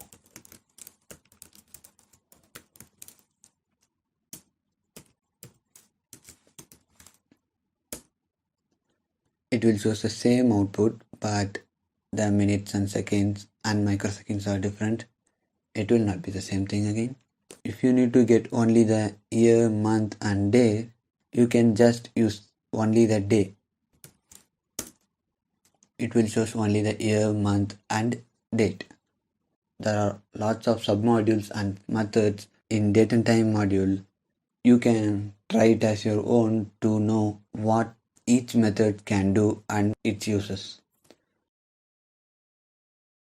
By using OS module, we can be able to easily interact with our operating system, and it helps us to work with files and directories, and we can also do some works that our operating system can do. To start working with OS module, first we need to import OS. Here we have imported the OS module. There are lots of methods and submodules and its methods in OS to easily work. By using dir, we can able to display all the submodules and methods within the module. Not only for OS, we can also use anything instead of OS. Here we can use math, tkinter, any modules that we need to display. Here these are the submodules and methods in the OS module, and if we enter os.name, it displays the methods and submodules within the os.name. Here you can see these are the methods within the os.name. By using OS, we can also get our current working directory. It means the current place that we are using. Now we are opening the IDLE shell. Let's check where did the shell is opened. os.get current working directory. This is a method, so you need to use the parenthesis here, but for submodules you don't need to use the parenthesis. If you use it, it will give an error. Here this is the current working directory of our Python shell. Let's check it.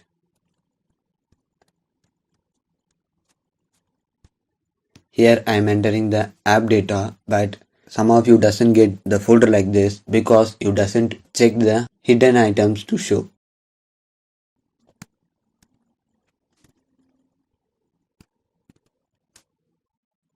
Here you can see this is the current working directory of our Python shell. By using list directory, I can also get the files and folders within the current working directory. Let me show you. Here we need to give the current working directory. Let's copy this and paste it here.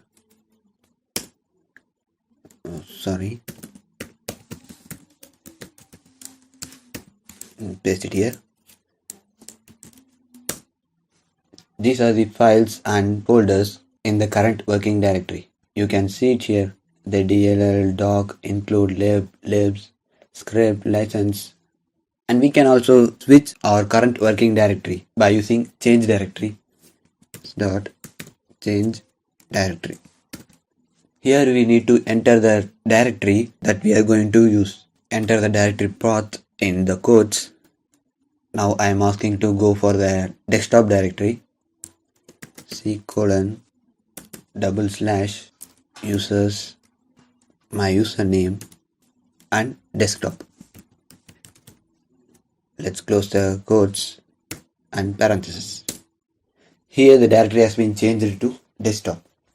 Let's get the current working directory again.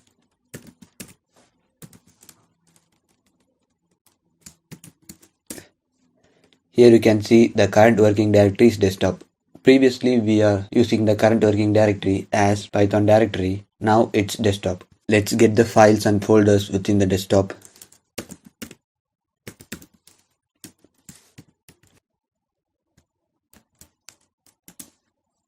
Here you can see that I have 3 files and 1 folder. And the another thing is environ. By using os.environ, we can able to get the path that is set for our command prompt. Here you can see that about my system and the path that I set in my command prompt. Almost every information that you need to get will be displayed using the environ. And you can also call any command that you need to get using your command prompt. os.system. By using this, I can do any command that I can able to perform in the command prompt. Now I'm asking notepad. Let's run it. Here you can see the notepad is opened. Now I am in the desktop directory. If I need to create or remove any directory, I can able to do it by os.make directory. Here I need to enter the folder name in quotes. Example sample. Here you can see the folder sample is created. If I need to remove it, rm directory.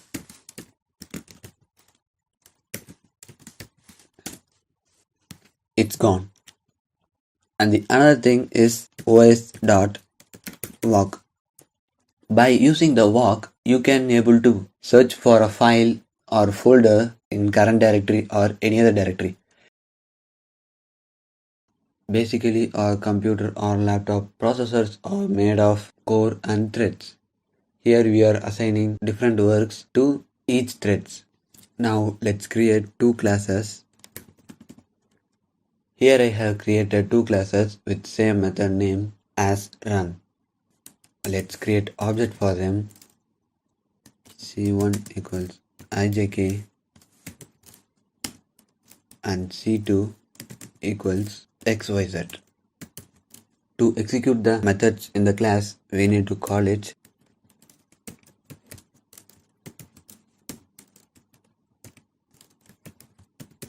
let's run it now. Here you can see that it prints 10 times hi and 10 times hello. If we use the threads, we can use 2 classes at the same time. Here you can see that first the run method in class ijk is executed. It prints hi 10 times, and after the process is completed, then the run method in xyz will be go on. Run method in xyz need to wait until the run method in ijk need to be completed. But if we used multithreading, we can use both the methods at the same time. For that, we need to import thread from threading. From threading, import thread. Here you need to use the inheritance concept to inherit thread to ijk and xyz.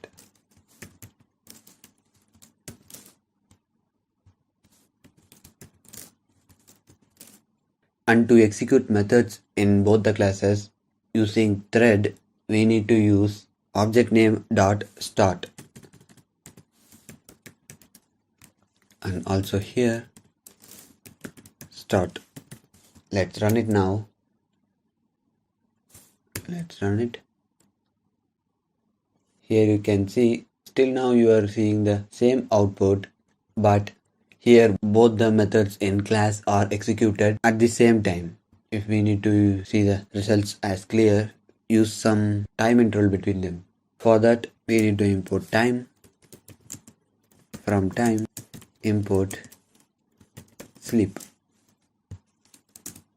Let's use sleep for 1 second here and sleep here for half second. So we can able to see the results as clear.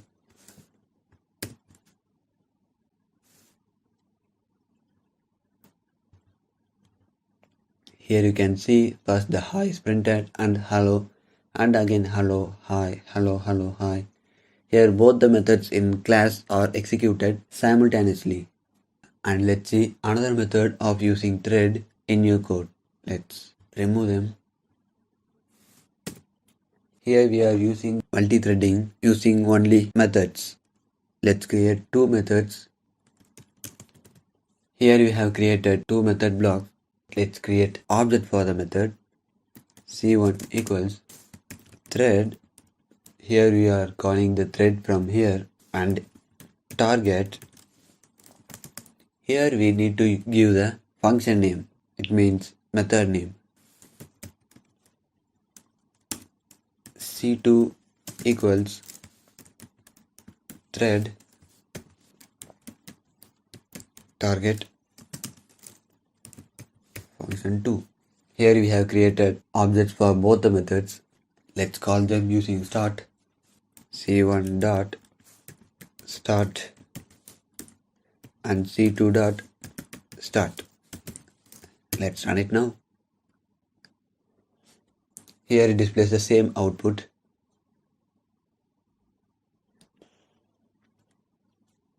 Sometimes the output will be different in your computer. But now I need to use some statements to print with it. I am not going to use the print statement within the function block. I am writing from outside print completed. Let's run it now.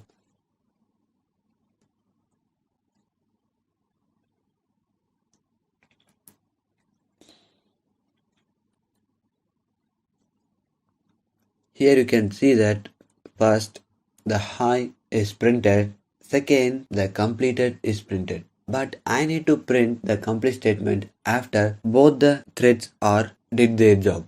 For that I can use C1 dot join and C2 dot join. By using join after both the threads are completed their job, the print statement will be executed. Let's run it now.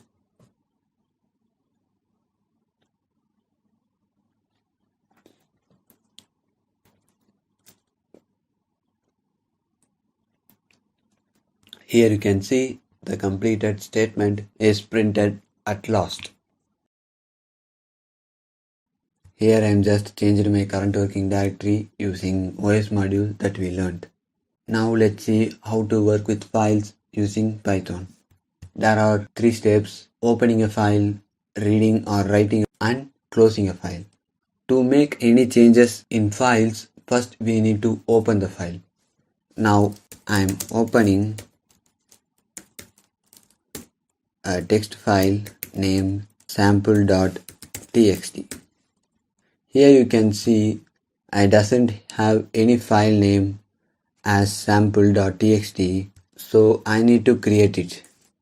If I use the W here with file name, it means I need to open the file as writable.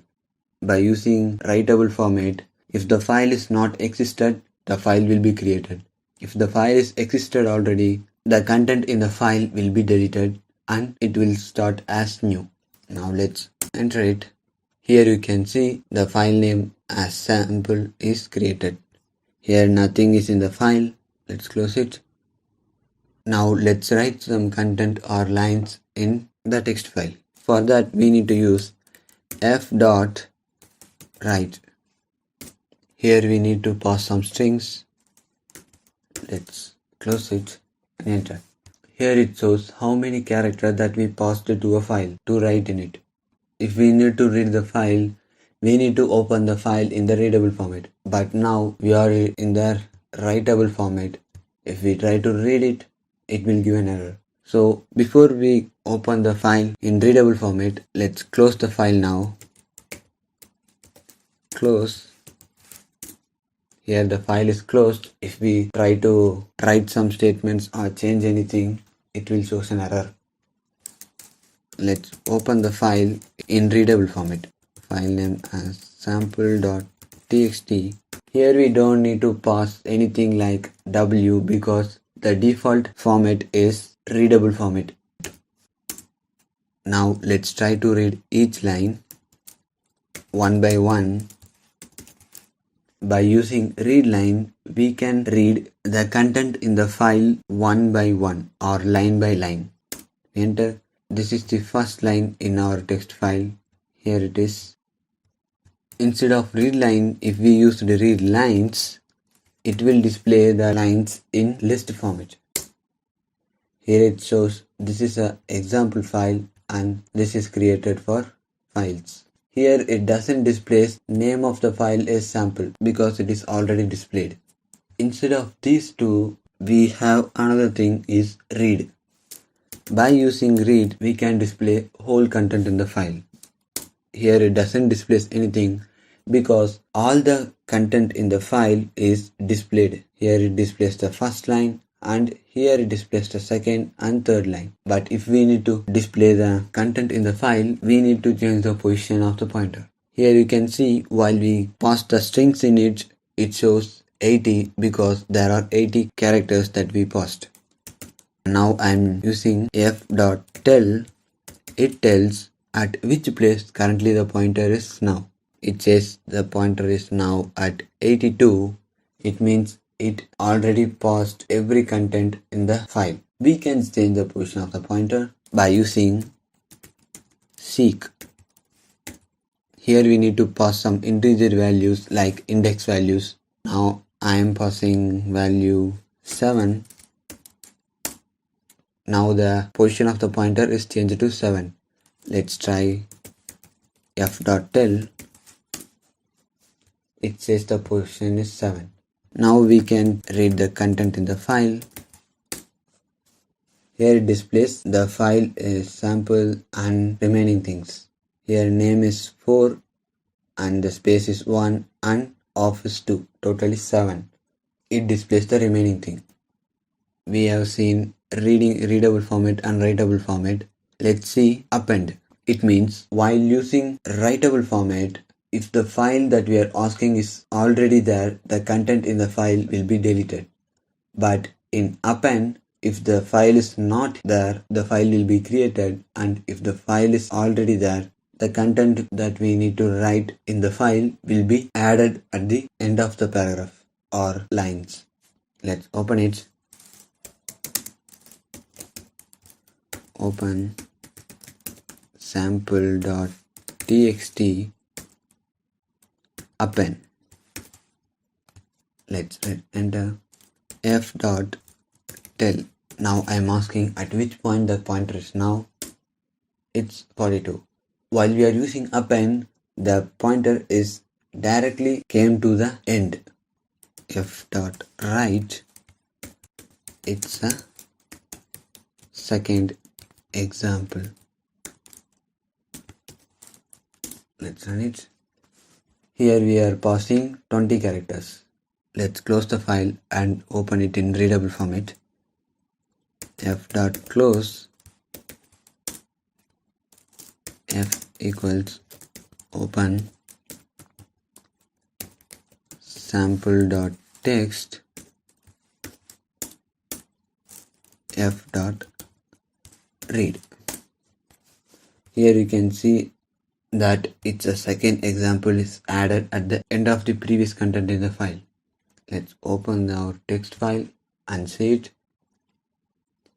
Here you can see these are the things that we passed at first, and this is the thing that we passed using append, like open, close, read line, read lines, read, tell, seek. There are lots of methods in file handling. Try it as your own and learn how they are executed. Random is one of the useful modules that you will use in your program at any time. By random, you can pick a number or a variable or anything randomly. To start using random, first we need to import it. Import random. In random, there are lots of methods, but we are not going to talk about everything. I'm just showing you some most used methods in it.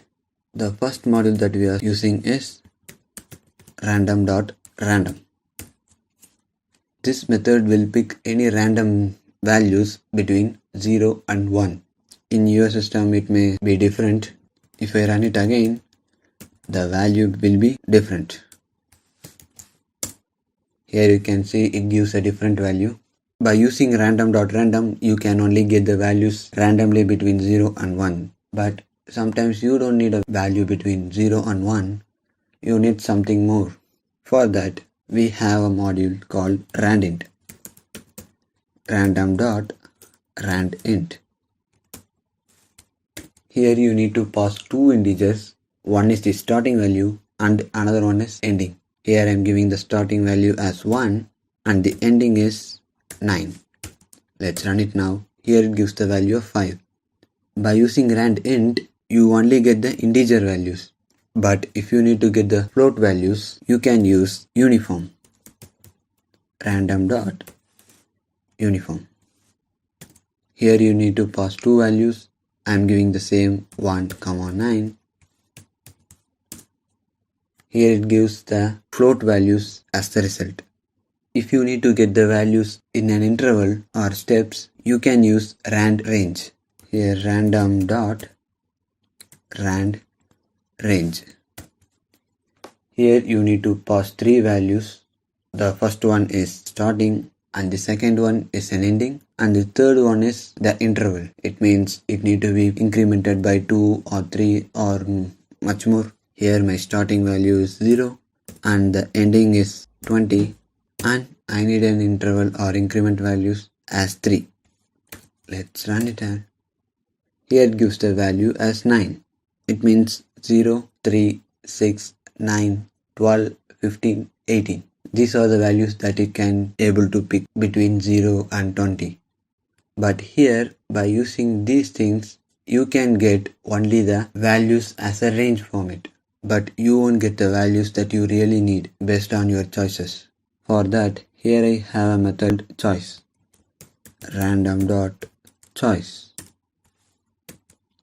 Here you need to give the choices in the list. My choice is 2, 4, 7, 3, 9, 11, 15 and 8. Now let's try it. Here it gives the value of 15. The value 15 is in the list that I am given. It doesn't print the values that other than in the list. Instead of printing the values like this, you can also change the order of the values in a variable using a method. It's shuffle. Random.shuffle. It will shuffle the order of the values in a list of a variable. For that, let's create a variable. Here I am creating a variable as A and assigning the values in an order of 1 to 3. Here the variable is created with some values. Let's use shuffle.